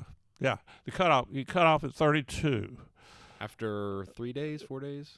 Like Tuesday or Wednesday. Okay. After you start on Saturday, Sunday, Monday, Tuesday, Wednesday morning, I believe you cut off. You cut from 108 down to 32, and I was 28th at the cutoff, at the cut. And I kept working it. I kind of figured it out that you had to get upwind or you had to go where the wind took you. You're figuring it out as you're going. You slowly figure it out, And so I was pleased with that. And I never did win the national championships. I was in the top 10 many times, but I never won it. And I can't now. But nothing's impossible. So you were there early years when it was okay, let me finish this. I was there in 77 the first year. Then at 78 I competed. That's when I came in 8th. Yep. The national championships were there every year until 1989 when they moved to Baton Rouge. Had $100,000 prize money. There was no prize money at Indianola. Medallions. I got a bunch of them. I lost some at Hurricane Ike down at the The museum. Yeah, museum. But anyway, fabulous time you've been. It's great competition. It is great competition. My favorite place to go of all the places. Yep. That's my favorite, and I will go every year. I plan to continue to go as long as I can. Well, I think, and I will agree, it is my favorite competition. Sorry, Great Tex Balloon Race. Oh, Sorry, Fiesta. I understand. It's my favorite event. Yeah, my favorite event too. You can't describe it, right? The vibe, the feeling you get of there's still 80, 90 competitors there, still all the same guys, good competitors. Oh yeah. Great task calling. Right. I mean, it's you're going to if there's a good week of good weather, I mean, you're going to get 40, 50 tasks maybe, You're going to easily get between 25 and 30. Yeah, I mean, I think my first year there, it was my first or second year I went. I want to say we flew every single day, and we got 38 or 42 tasks, something crazy. Yeah. I was like, this is awesome. Oh my God. I was like, I just quadrupled my total number of tasks. I just love it. Flown. I just love everything. And in the history and the afternoon flying, I mean, the outhouse and picking up the mannequin, everything about it. And the people, it's my favorite event. Yeah. You can't beat it. So I can only imagine what it was like back in the 70s and 80s for crazy. The Nationals Crazy. there. Actually, I found, when I was rating your stuff here, I found the VHS tape from the 1980 Nationals. Oh, really? It's in black and white, and I think it was Jim Burke's first year being Balloonmeister there. Oh. And you're there, and you have a perm. And Bruce, let's don't talk about that. Bruce has a puffy vest that's rainbow, and he's got a radio that's about 4 feet long. And Sid Cutter's even landing in the field, so I need to post that. I have it. But yeah, even looking at that, it's one of those events. So I can only imagine. And then you said the Nationals moved to Baton Rouge, and then they started to get on the 3-year rotation. I want to say it was Baton Rouge, Louisiana, and then was it Missouri, or was it Columbia, Missouri? Yeah, and they had Lisle, Illinois, and Middletown, Ohio. I went to Columbia, Middletown, and then they had the Worlds at Battle Creek at 85. That you competed in. Yes. Yep. Yes. Yeah, and we'll get to all the Worlds and the international things, but I mean, do you think in retrospect it was a good idea to move from Indianola to the Nationals and kind of how we do it now, or what's the story behind that? Well, I'm not sure that the Indianola needs the Nationals. It doesn't. The Nationals needs Indianola, in my opinion. Exactly. I say the same thing. We have done the national championships here in Longview. We did it 3 years. They asked me to do it one more year, so we did it 4 years. Took a 2 or 3 year break, and then we had 3 more years. Mm-hmm. It is a lot of work. It is. It's a lot of work. A lot of money, a lot of work, a lot of things. So it'll be a good while before we do it again. Well, I hope one day in my life I'll be able to see the Nationals be at Indianola again. I hope that they can work out a deal, because I hope I'm able to go. Yeah, I mean, the history of it and the location, I just think it's great. I just hope one day we can get back to that, or and if we find some other avenue of Indianola to be on the national level competition. Tell you what, Bill Clemens is the balloonmeister up there. He runs a great show. It was a great show. Mr. No Nonsense. No nonsense, and if you throw a marker in, this, if you throw a marker in the corn patch, you gotta go find it. You gotta find it, or bring some beer. Bring some beer. Bring a 12-pack of beer, and you won it the first year you were there. Yeah, and they got Coke. Yeah, I was 17, so they wouldn't give it. They wouldn't give you a beer. Yeah, I remember that. Well, it's always fun, not in the moment, but when you're flying, in Indianola morning, and you somehow end up throwing from 5,000 feet, to try and hit the target, and then you make sure you go to the afternoon briefing because you know that there's going to be about 60 cases of beer out there waiting for you. So. We need stuff like that. I think we need more stuff like that's fun. They have fun. They have fun, and they fly well, and they're good pilots. I call them Iowanians. Iowanians. Yeah, the Iowa pilots, outstanding pilots as a group. Yep. As a whole group, You and your Iowanians. Iowanians. Love those guys. They like Busch Light. Yeah. They're just farmers. Oh, yeah. But, boy, I'm telling you, they're good farmers. They are. And they're good pilots. Yeah, there's, for some reason, there's a reason, but Indianola's got that cluster of pilots. Oh, boy, they've got – I'm telling you, they travel in packs. if you have to rank all the pilots, I put the Iowanians right up top, yeah. and then I'm not going to say it in any order, but Texas, New Mexico, Ohio, Michigan, Illinois. I'm a little biased, so I think Texas has got some of the best pilots. Well, but I'm not going to say that. But yeah. Although we lost. I will say the Iowanians are probably better than all of them. Oh, yeah. We did lose Joe Zavada, though, to Tennessee, so he's out of Texas. I know. that. He's not in the running for we're Texas. We're not going to say Tennessee. So I have that. Kind of going to fun balloon events. Oh, well, they're all fun. The balloon event in a cave. Oh, how does that happen? Oh my goodness. Well, Jim Hershey's family runs that whole area up there, Silver Dollar City, and the cave. The cave is run for the Lutheran Church. They give the proceeds to the Lutheran Church, and they've had a balloon inflate down there, but we were going to have a balloon glow and a balloon race. Okay, and it's 650 steps down to the platform, where the bottom of the cave, the cathedral room, the big room in there. So we had 5 small balloons, hang balloons, and things that we had to do. First of all, we had to monitor the bats, and we actually brought in a veterinarian to appease the right people that we were trying to take care of the bats. And we had to somehow assure them that the CO2 created by the burners were not going to affect the bats. And then we got down there, and we had the glow, of course, which the first underground balloon glow, which we created here in Longview. We know that story. Then we were going to have to fly the balloon up to the top of the scree pile. This is the rocks that had fallen off the ceiling, made a big pile out in the middle there. And you had a flag. See that yellow flag? Yeah. That's where that came from. That yellow flag? That flag was on the top of that scree pile, and I had to fly up there and get it somehow. Well, guess what? There's no wind in the cave.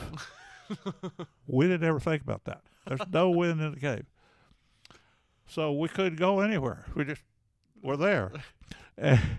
And so we got this camouflage cord, and our crew chief had to hide and then pull us up there with this cord that you couldn't see on camera and grab the thing. Then he had to pull you way down through the scree pile, down in the cave way down there, and you had to dip your toes in the water and then come back to the platform. That's who won the race. That's how you do that. Everybody had to do that. And then they have a escalator type thing that gets you out of there. We were able to get it, and we had to do it at midnight, between midnight and 6 a.m. Wow. And so we did, and so I have not been back in there, but our picture supposedly is in there, and Well, you have the picture over here somewhere. I have the picture, yeah, but they have pictures similar to that. It's on the wall in the other room in there. Yeah. My goal is to find pictures too and attach them for references on the video too. All right, man. So it was basically just a party. It's just a party. Yeah. We party. Yeah, had a good time. How many balloons did you have? 5. You had 5. Who was it? Do you remember? Oh, I said me, Jim Hershey, John Wallace. I don't know. There were 5 of us. Hey, you got the majority. That's better than what I remember. That was years ago. Another crazy balloon event. Tell me about launching a balloon from a barge Oh my in the God! Gulf of Mexico. Okay, I mentioned earlier that Budweiser always money whips us. Mm-hmm. Okay, and but we just follow along their tails, and we got good coverage because they got good coverage. I don't know if they bought it or what, but they were having the what's the big group, the Mama Cass, and what's it? I can't think of it. It was like a music group? Yeah. They were having this big concert on the beach that was sponsored by Budweiser. They cost $400,000. I remember that. I couldn't believe they charged that much money, but $400,000, and they had about 400,000 college kids out there, for spring break. And so we wanted to do something that would outdo Budweiser. So we took the Schlitz balloon out on an ocean-going barge that they told me would do 20 knots. And the wind was 20 knots. So I figured if we turned downwind, we'd go into a zero situation. It would do about 3 knots. Mm-hmm. And so we're trying to inflate in 17-knot winds, which is very, very difficult, especially on an ocean-going barge. So we go out of sight out of there. We have no clue. I'm just, Bruce and I have on helmets and life preservers. And believe it or not, we came low over the ocean, 10 feet above the ocean, flew right dead center over that stage. And we came from out of sight, And everybody's yelling, "Where'd you come from?" We said, "Brazil." We came from Brazil. Anyway, we flew dead center over them, and we flew into the inlet about 25 miles, and we landed we found this little airport, had a grass strip on one side and a paved strip on the other. We landed on a grass strip, and so a truck came out, and we said, "Come on over." He said, "We're not about to." I said, "Why?" I said, "Because it's covered with rattlesnakes." And I said, "Oh my gosh!" And Bruce and I jump up on the basket real quick, and we wound up tying a rope to it, getting over to the truck, pulling the basket off over onto the runway, and there are dead rattlesnakes everywhere. In the late afternoon, when it starts cooling down, the rattlesnakes come up on the warm asphalt, and they run over them. Oh my gosh. There were rattlesnakes everywhere. I said, "Oh, we could have got it." But anyway, we met with the Budweiser people afterwards, said, "Well, this time you beat us." Because those kids are not going to remember this, but they're going to remember that balloon. Did your idea of the barge work? Was it? Well, it wasn't my idea. It was Kenny Gibson's idea. Oh, Kenny Gibson was there? Kenny Gibson was not there, but he had Gary Haven. That's where I met Gary Haven. Okay. And Gary did get his up, and we flew in, and it was a radio station had we're going to bet on Gary or bet on me, it's just a competition, for publicity is all it was, Oh my. I hope one day I can launch a balloon from the Gulf of Mexico. You don't want Gulf of America, sorry. And, I was on the Gulf of America. You don't want to do that. So kind of circling back to end competition, there was a time I want to say, if you look at the 1990 NEL the rankings, you and Bruce were 1 and 2, I think, to end the year. There's one year where you and him are 1 and 2, and you two were both like the top at the time, right? Like Okay. you had the Cadillac balloon. That was a long time ago. You had the Schlitz balloon. I mean, what was it like competing then when it's like you're the top guy? Like you're the guy that people see walking to the pilot briefing, they're like, "Oh, well, shit." let me say one thing first.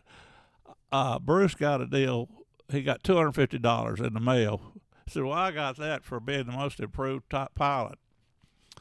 And I think, well, great, that's super. I'm up there close with you. Well, I hope the mail I get a check for $250. We improved exactly the same amount that year. Really? Yeah, we really did. And so both of us got the most improved pilot award from the VFA. And I thought that was pretty cool. What was it like competing in those days? Yeah. Just a and being at whole. the top. It was not an electronic thing. Yeah. It was. You just flew the balloon. You used a compass and you stuck your finger up there, and I still do check that. the wind. Nowadays, you guys who've grown up with computers and everything have. I don't want to say you have an advantage, but you do have an advantage because that's old hat to you. I can't fly the balloon and play with a computer, not because I can still fly the balloon. I just can't do the computer work. Yeah. The glare. If I touch the wrong screen or something, it's I don't know how to get back where I was, and so actually I'm carrying a navigator with me Yeah, now. my mom. I know. She's learning to navigate. I'm still flying the balloon. I can't do both. Yeah. And so it's affected me because the young people like you can do both and do it well. And so I'm up there, just struggling. Well, I think we need to. I think Longview should do a thing. We should do an event sometime in the fall or the winter and do a no electronics competition and give everyone a paper map. Well, actually, Pat Harwell and I are talking about that. Oh boy. You get to use a paper map and a compass Oh. and a ruler, and that's it. See, I feel like that's not fair because you still got guys like Johnny Petrin who boy, who used to fly like that, and he's still. So I feel like it's good. I like tell you him are what, gonna I win. met Johnny when he was a little kid. He's I don't know how old he was, 7 or 8 years old, and Paul was younger than that, and I remember meeting them at Simpson College, and one time I didn't pay much attention. I looked over, and I'm coming in pretty good at a target. I looked over there. There's a balloon that's actually outflying me. I said, "Well, who is that?" It was Johnny Petrin. I said, "Oh my goodness, oh my goodness!" And he's proved that he's the best. Yeah, He's one of the best. he's pretty good. Yeah, he's pretty good. I'll say he's pretty good. He's pretty good. He's one of the best. Pretty good. Tell me, so you've been all over the world as well. You've flown in I think almost every continent.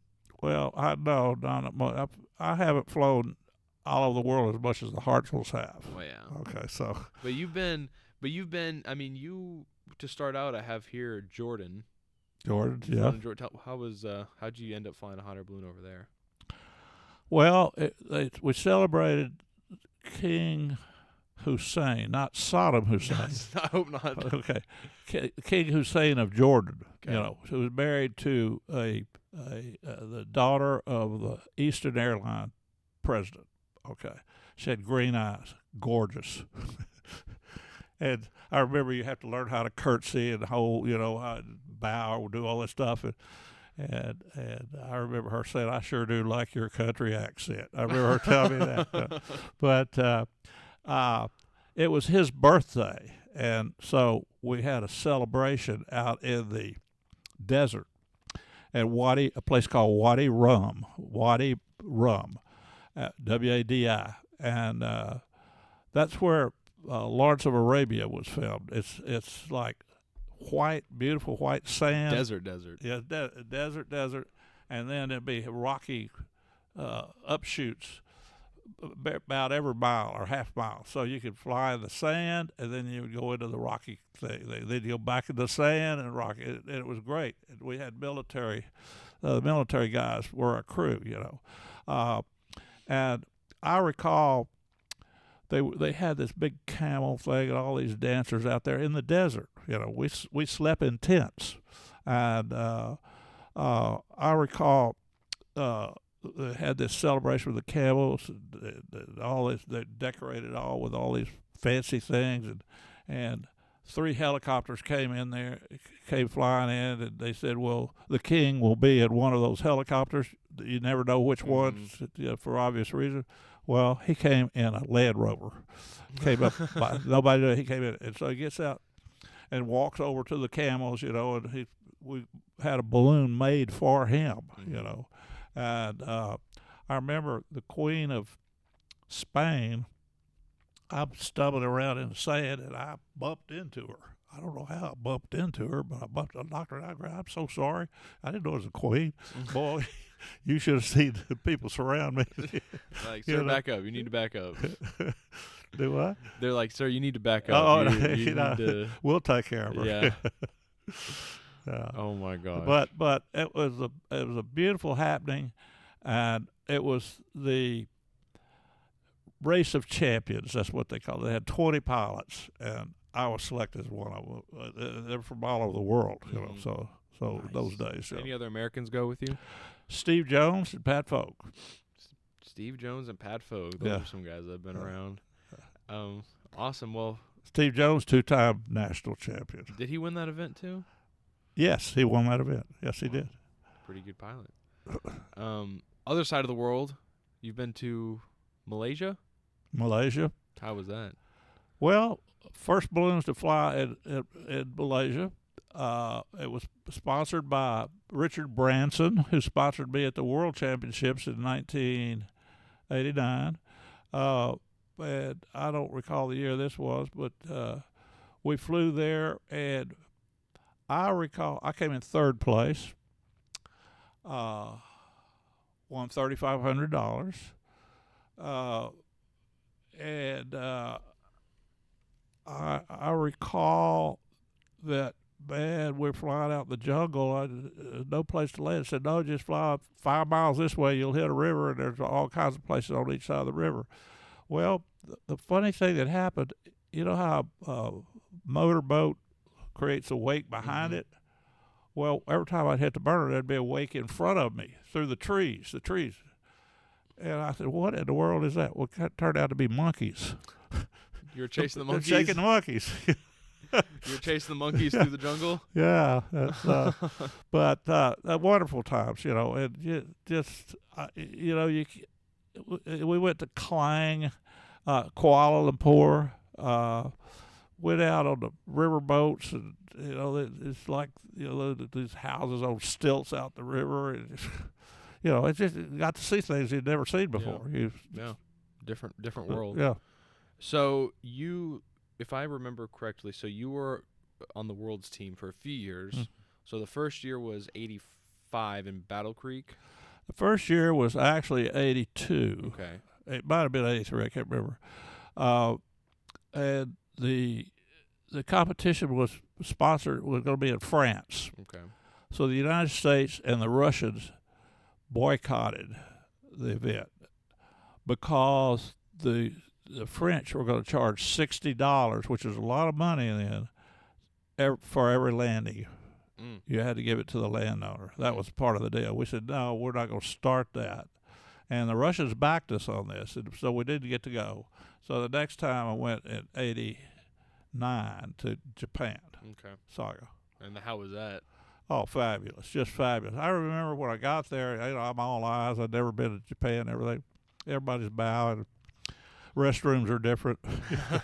A lot of buttons. The filling stations, guys wore white gloves and a bow tie, you know, and they get you into traffic and out of traffic and everything. Go to the schools; they're so polite. They're so nice and neat. And there was, when we pulled up the hotel, the first thing, there was like 5 guys looked like they were arguing, and I said, "Oh my gosh, wonder what they're doing." Well, come to find out, they had found a $100 bill, U.S., and they didn't know how to get it back to the rightful owner. That's what they were arguing about, you know. So, you know, all I can say is that it's just a privilege to be like that. And that's when I learned that what you know, peace and really is, and what freedom really is, because there were a lot of balloon pilots. You couldn't speak. They could speak broken English. Most of them can, but whenever the event was over, even the aristocrats of a particular nation, despite having different religions, you know, the Hindus, agnostics, you know, Christians, Jewish people, they were all there, and we all got along, and the countries behind the Iron Curtain had to go home. They were forced to go home. They had ragtag equipment, and we were idlers. We were free. We could go do anything we wanted to. That's when I realized what freedom really was, And I recall dancing. And I like to say this. I've said it many times. Dancing with the Russian women in the rain in the mud, at Saga. I remember that. Yeah. I also remember one of the particular competitions was an elbow. No. Angle or elbow or elbow. To turn as big a turn as you can. Okay. So we go out. I told my crew. I said I'm going to turn about 90 degrees. So and then that's my target. You had to call the target. Well, I found out you could turn all the way back to where you launched from. In other words, 180 degrees. Well, I've got a map I'm using a grease pencil. Okay. I didn't know where 180 degrees was. It was close. It was somewhere in there. And so I dropped, and I was 189.2 degrees. 179.2 degrees. 180 is perfect. Okay. I came in 21st place. These guys are good. That's when I realized they were good. Well, that's what it feels like today flying the Nationals. Yeah, that's how I feel. You'll get an elbow or a land run or something, and you're like, man, it's hard to beat well, that. And you're in third. You recall I said we measured the map on the Kool Pro Tour. We went from that to 30-meter measured market areas, 30 meters rather than 2 miles. Yeah.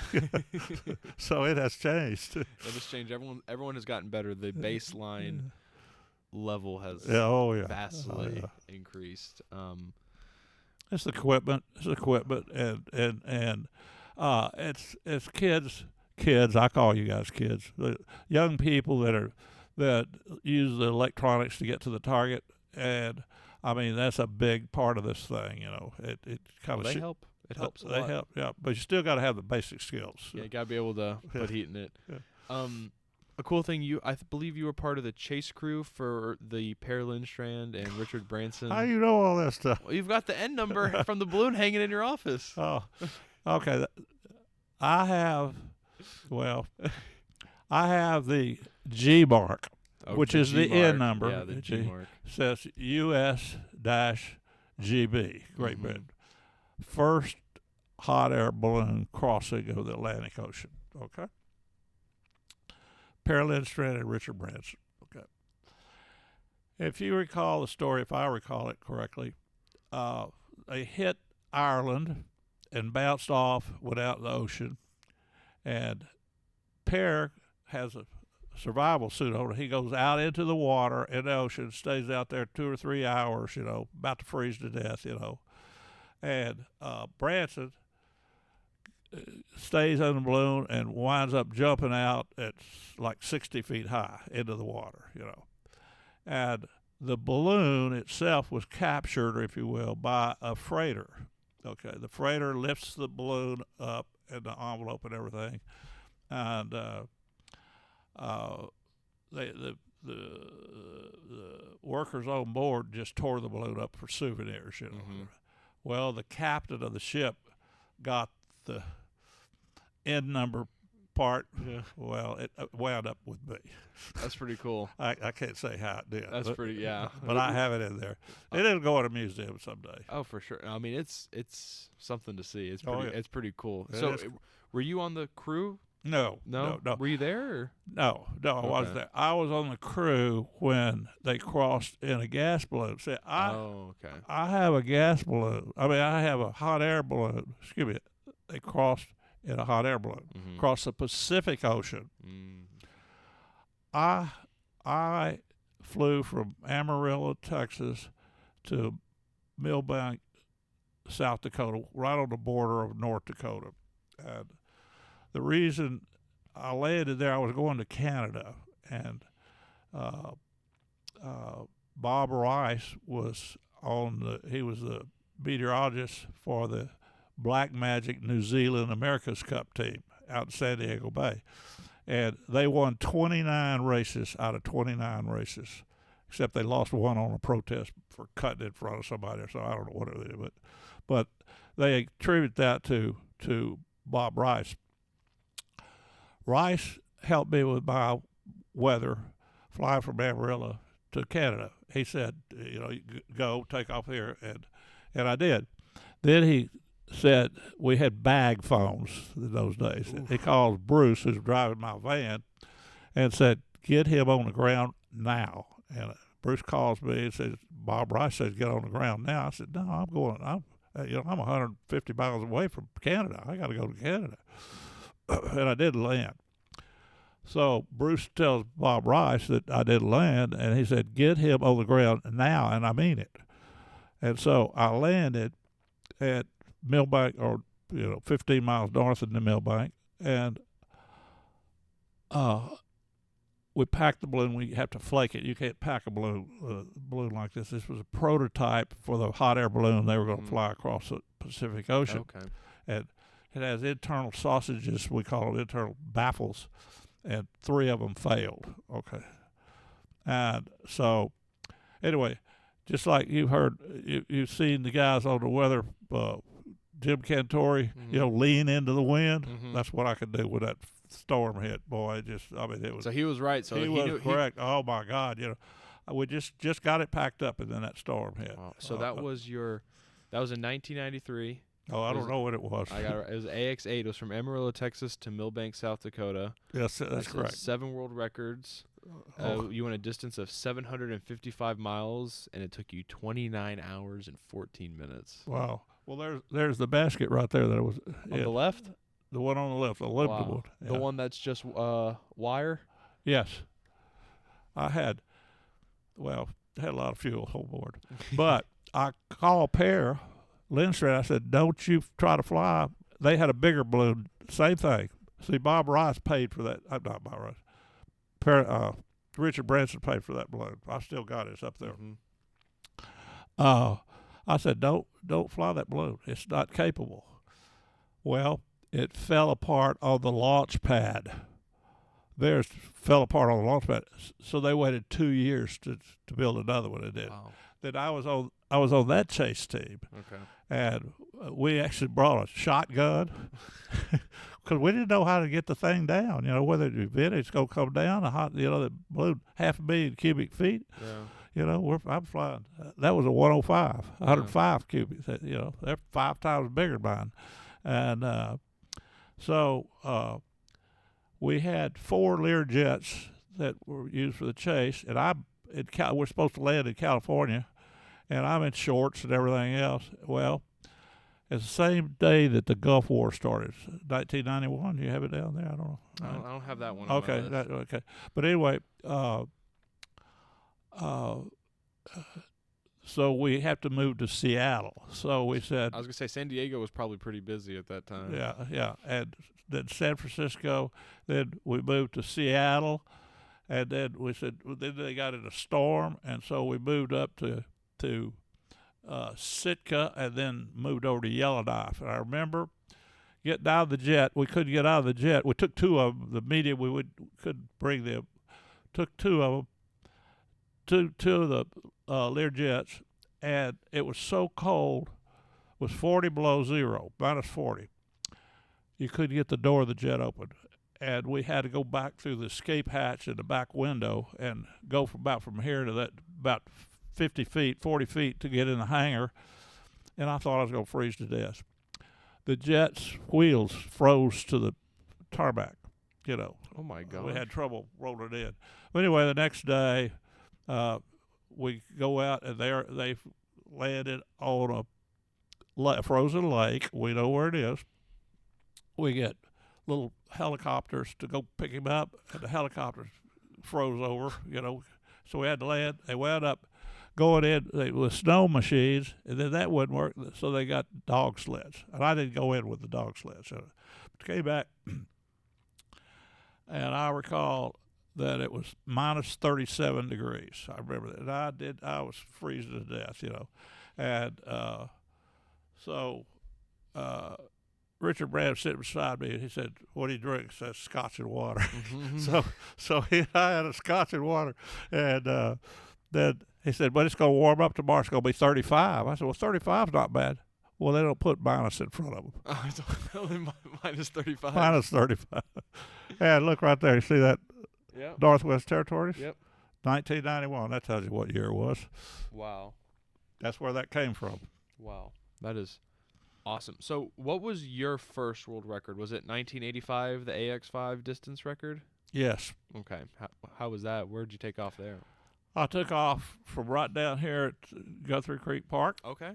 That's where we did all the studies and lifts and everything. A lot went on down there over the years. A lot of stuff because I did research on weight and balance and how much we'd lift and temperatures and tried to figure out how to do this stuff because none of it had been done before. And I flew from here to southern Louisiana, slightly out over the Gulf, and then it brought the onshore winds brought me back in. I gave up about 15 miles. And I flew, I think, 189 miles, something like that. Okay, 189 miles. Wow. And the previous record was 139 miles, I believe. And so that was my first one. Well, let me tell you what happened. One time I was flying Rudy Bussey, my friend. Okay, and the Rudy Bussey Award's named after him. And we lifted up and we went straight up and launched right out by the Holiday Inn. And I told my crew, don't leave, we're not going anywhere. And he said, well, let's go up a mile high. I said, why? What are you interested in? And so we go to a mile high, and I said, well, what about 2 miles? So I keep going up. I said, still right over where my launch site. Don't go anywhere, crew. At about 9,500 feet, the balloon kind of leaned over. It was in a shear.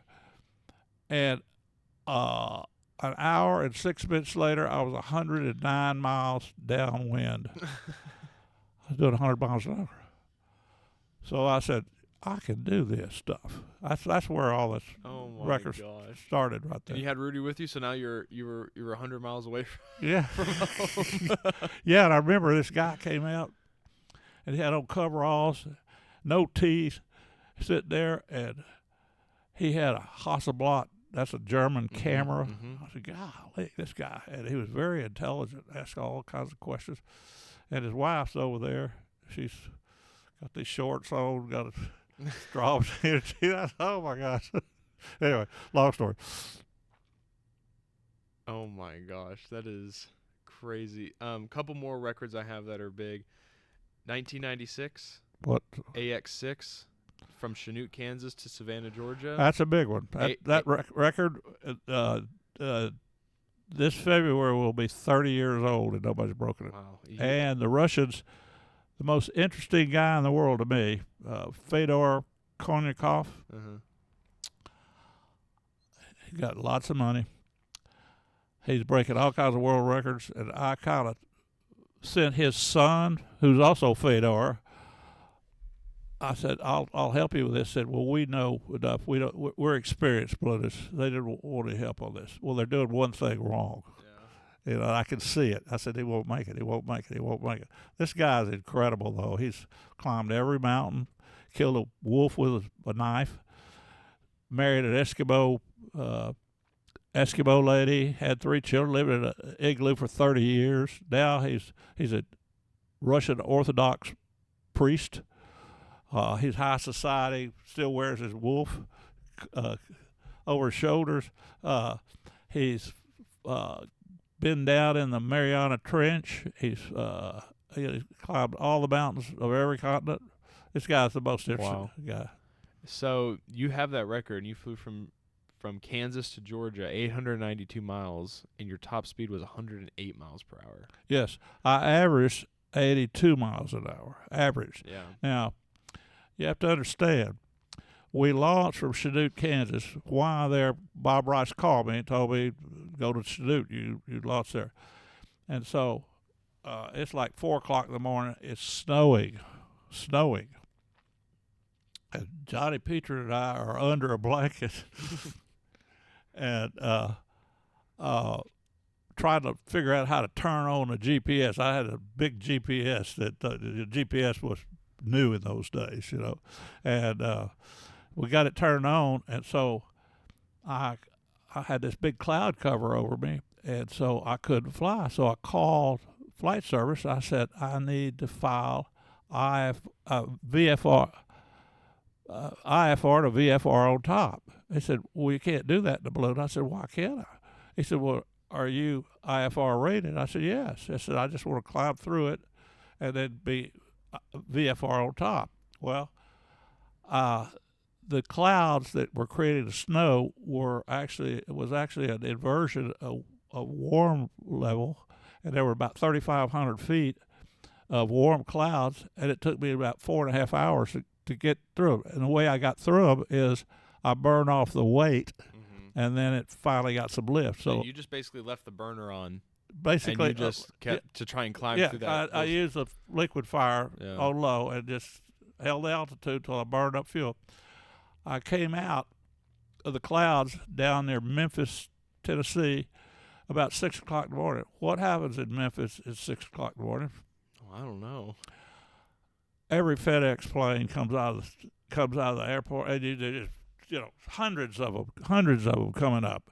All my instruments are frozen. My radio's frozen. Everything's frozen. I can't contact anybody. Jim Hershon, the guy with the cave, was chasing me in an airplane. He wasn't IFR at the time, and he could stay with me. Well, he caught up with me down over Alabama, which was my goal. That's 600 miles, But hell, I could keep going. And so I'm at 18,000 feet, and I say, well, I see this cloud line. I said, well, that's the ocean. That's the coastline. Well, it wasn't. The coastline was right below me. It was hazy. I couldn't tell. And that was a cloud line that had been pushed out by the wind. So I pulled the top out of this thing, this metal balloon. It's a metallic balloon with little bitty wires, little bitty everything. Everything was to cut down weight. And I was in a little basket, which is in the Hall of Fame right now. And I came down and making all kinds of noise, and I hit right beside the ocean, and this guy pulled up in a fire truck. And he says, "You look like you need a beer." And he handed me a beer in a fire truck. So there's a lot more to that story, but that record is the record. It's well documented too. Well, I don't know about that, but several people have tried to break it, and nobody's come close. In my mind, that's the record. You have all these records, but in my mind, that's and I have the footage of when you took off in the sno, and you've got. Oh, you do that? Yeah, I have it. Yeah. Oh, I don't have it. Do I? I have it. I think. Were my mom and was my dad there? I think. No. Well, I have a different one then, but I have that one as well, where you took off in the snow and you had people there recording and stuff. I have it on. Yeah, well, you know who recorded it? One of the patrons. Okay, I have it. I think we'll look at it later. Okay. But that's a cool one. What is this the same record where they all thought that you died for a little bit because your radios froze and you end up finding a CB radio? Okay, your mom and Glenn Moyer were my connections back home at the dental office there. So I could see Bruce didn't know where to go, because everything was frozen up. I couldn't connect with someone, and somehow I got on the radio just calling, trying to get anybody, and some lady at the junkyard, junkyard said, came on, said, "Who is this?" I said, "Well, I'm in a hot air balloon." "No, you aren't." Anyway, I said, "Ma'am, would you please call this number collect?" That's when they had collect calls. You don't even know what a collect call is. You call, and they reverse the charges. They used to charge you for a long distance call. You collect, do you accept a collect call? You better not be pulling my leg, blah, blah, blah. I'm not. I said, "Please call this number." That's when they called your mom and Glenn Moyer. And then they contacted Bruce through a bag phone or something, and then he came to get me. But I had other people pick me up. So, but it was because your radios were frozen. You couldn't talk to anybody. Right. Wow. You've kind of mentioned it to me before, but what's it like when you've been flying for 18 hours? It's the middle of the night, and you start to see the sunrise. Oh, I'm glad you asked that question. That is the most beautiful thing you could ever see, and it starts warming you up. That's the key thing. Now, let me talk about the coldness. It is so cold at altitude, and you just get numb. And I had a little coffee thing, and it froze. It froze. Everything I had froze, including me. But I called Anchorage, Alaska, to the REI store, Recreation Equipment Company.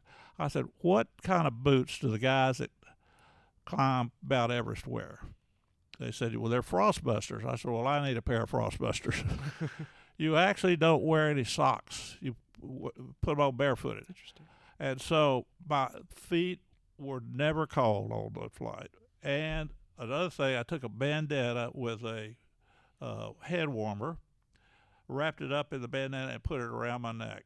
So the back of my neck, I had the proper clothing on. I had layered and had, again, that suits in the Hall of Fame thing down there. Mm-hmm.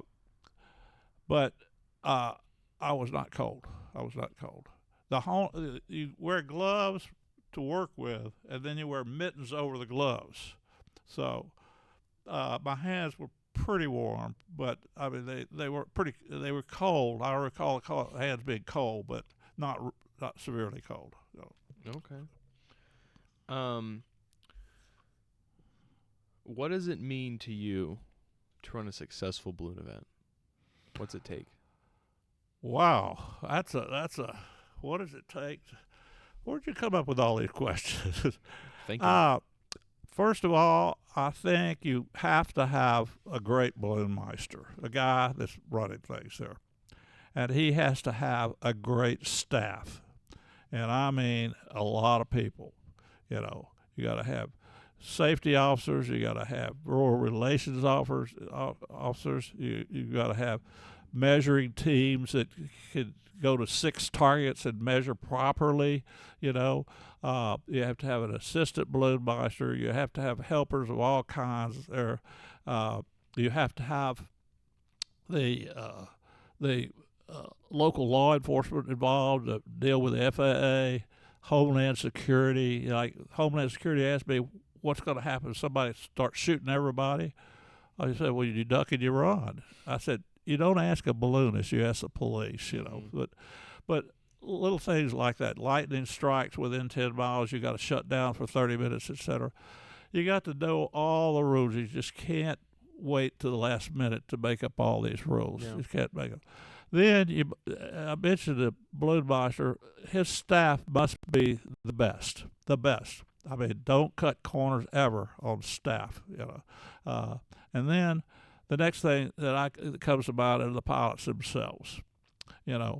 And sometimes we take pilots that really haven't earned through the School of Hard Knocks, and they haven't competed on a consistent basis, and you mix them with people who haven't and those that have, and it's not a good mix. So you got to watch that ratio. You can't take just anybody that wants to come, and everybody wants to come. So it's hard to do that. And I am a believer in everyone shares in the prize money. Mm-hmm. I mean, the last place person should get some prize money because he is spending a lot of money just to compete, yeah. And they're not compensated enough. But and my budget basically is $100,000, mm-hmm. For that group. Well, the GTBR is known for taking care of the pilots. We try to do that, and we have great social things and good food, mm-hmm. Just a good banquet, the whole thing. And we try to avoid protests, but they are allowed, and it's in the rule book. But we don't like to have protests, Yeah.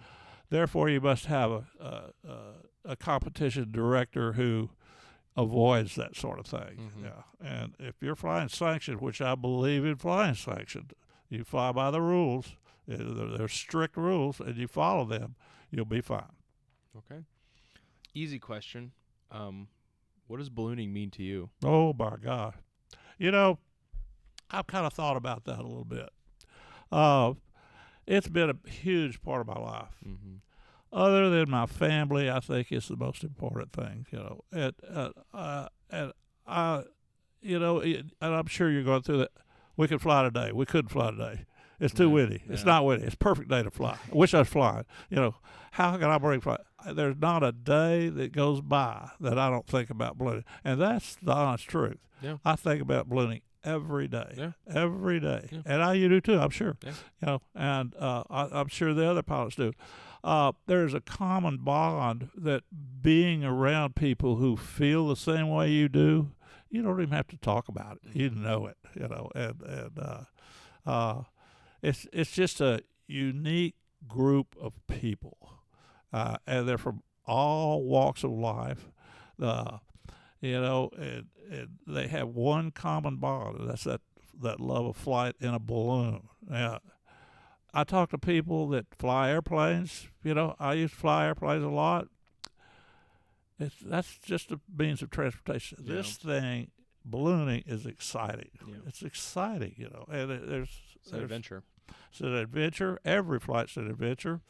A lot of skill is involved to do it properly, and you challenge yourself. You know when to say no, and you know when to say yes. Yep. And it's better to say no if you're in doubt. Always better to say no. Who is the greatest balloon pilot in terms of skill, in your opinion? Just raw skill that you've seen fly. There's a bunch of them. Yeah. But who would, if you had to pick one guy? I know there's a lot of good people, and you're not going to offend anybody, but who's, in your opinion? I don't want to offend anybody. You're not I'd gonna rather offend name a group of people. And if I don't name you, that doesn't mean you're good. I got to pick you. I got to pick the Hartzell, the entire Hartzell family. I think that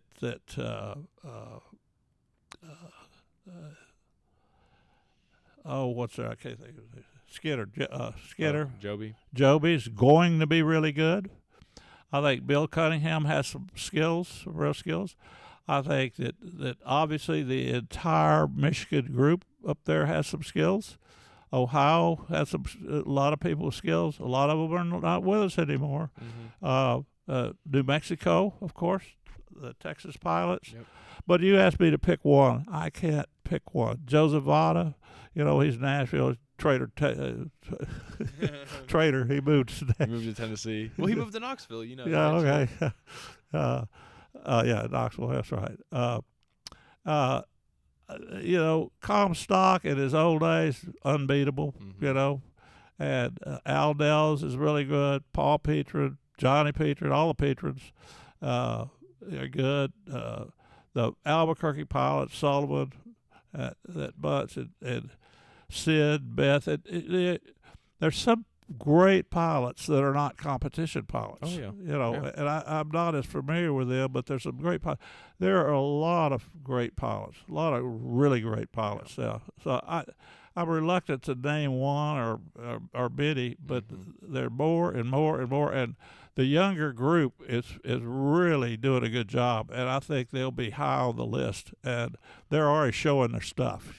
Well, and that kind of goes into my next question. I mean, what is the future of ballooning in your opinion? Where are we heading? We're heading to something better. We're heading to the FAA. We've got a deal to work with the FAA on the drones, but I think the future of competition ballooning is going to be superior to what it has been. It only improves. It only improves. Now, what we may be lacking shortly is balloon meisters. Mm-hmm. We're really down to where we only have a few really good balloon meisters. Mm-hmm. I think the younger group needs to jump in there a little bit, and start learning that stuff, because it's an art to fly the balloon well. It's a different art to run competition. Yeah, it's a whole. No. Well, it's scary to try and do it because you see these guys by the end of the a nationals and they got bags under their eyes, and they have that 1,000-yard stare, and you're like, God, I don't know if I want to do that. You got to appreciate the guys that will do the nationals and do the serious competition, because there's a huge weight on your shoulders. You're trying to call tasks that the pilots can reasonably make, and if you don't do it right, nobody can hit the targets. Even the good ones can hit the targets. So, and then you got mud on your face. You really do. So, anyway, I want to see more good balloon meisters. That needs to be developed, and I think that's something that you guys need to work on. Yeah, I definitely want to start do events one day. When I get a little more time on my hands. What do you have any out of this world ballooning stories that you've been since we've been reminiscing? You're like, you know what? This needs to be known to the world. Oh my gosh, what a question! Probably, but I'm afraid I'd get off on some tangent about things. I just look around here and everything reminds me of something. Yeah, well, yeah, that's why I wanted to do it out here, because there's always something. I mean, I see a banner for the Puget Sound crossing. I see an old Battle Creek 7th World Championship banner. I see the 94 Balloon Fiesta banner. I mean, I know there's endless stories. Okay. Well, I'm looking up there at a Stroh's Light banner up there. See that? That was made to fit that basket which I flew to. You may not know this, but my very first attempt at a world record, no, not the second attempt at a world record, was unsuccessful. And I flew a 140, and I was going to fly from New Mexico to Pennsylvania. Bob Rice. It was a distance flight, and I had the weather to do it and everything. And I launched from Moriarty, New Mexico, at 10 o'clock in the morning, and I hoped to be in Pennsylvania by 2 o'clock the following afternoon. And right about dusk, I'm doing ground speed of about 40 miles an hour, and that's what I landed in, 42 miles an hour. And the balloon was spinning, and I couldn't stop it from spinning. I couldn't understand why it was spinning, but I was burning a lot of fuel. I knew nothing about, fuel management. That's what I learned down here at this park down here, how to handle that fuel a little bit better. And so I figured I could not make it through the night.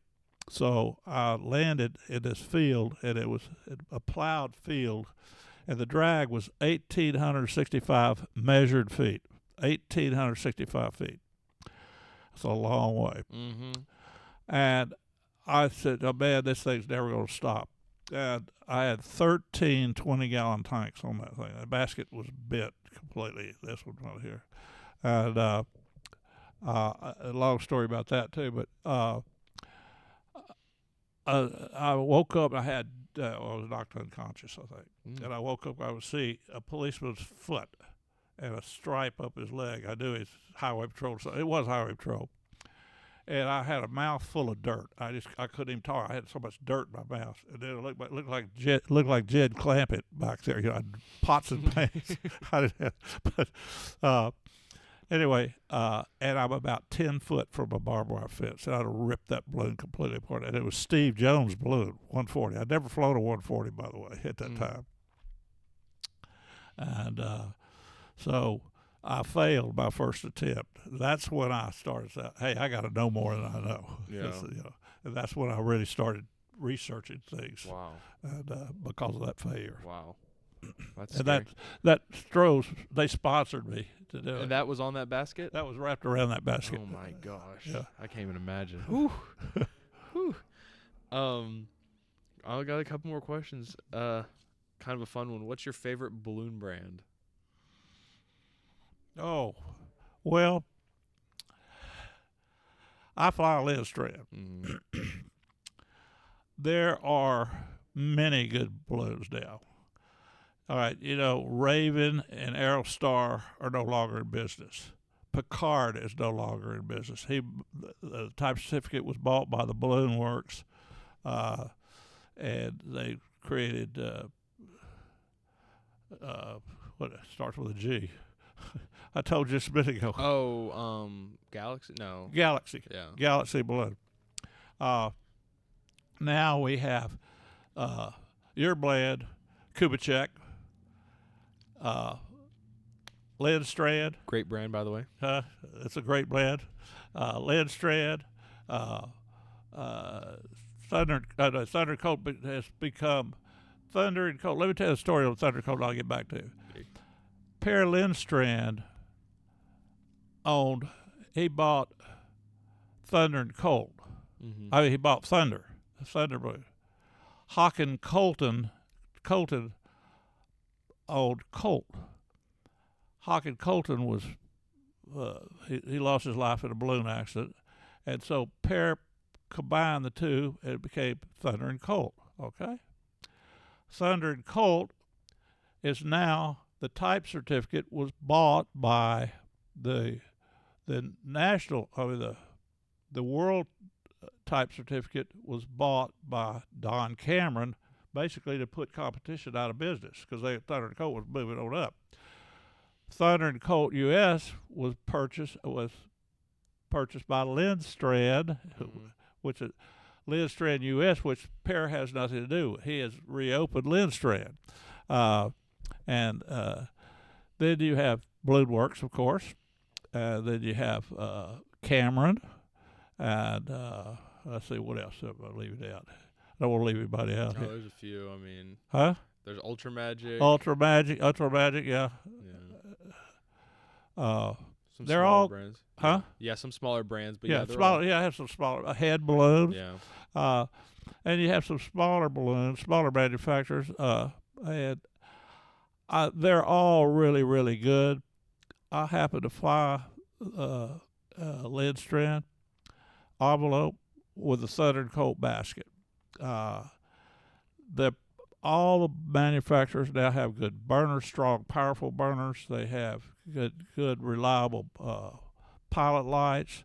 I don't have a particular favorite. I flew Balloon Works for a long, long time. I love Thunder and Colt. I love Lynn Strand. I'm sure I'd like Kubitschek, We'll go for a ride. Yeah. We'll go for a ride. And there, Tracy Barnes put everybody on notice. You better build a good balloon, or we'll beat you. Mm-hmm. And they did. They did. They want to stay in business, and so they built some fine equipment now. So we're all fortunate that you don't have to go through what I did. I'm glad. I've seen what you had to go through. I'm glad I don't. Who's the best student you've ever had? That's not fair.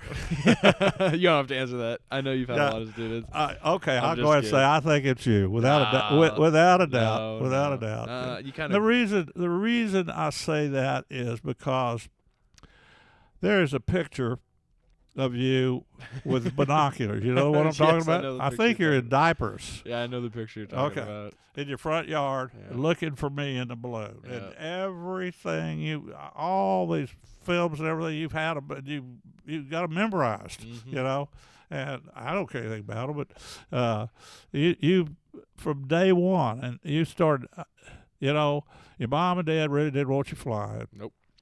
And we always use the excuse, you're not tall enough. I said, well, you're not tall enough. Well, one day I looked up and you're taller than I am. So we couldn't use that excuse anymore. But we did build you a little platform about 2 inches tall, make it a little easier on you. And then you show some skills immediately. Let me remind you of something. I was training an adult one time, this flight, and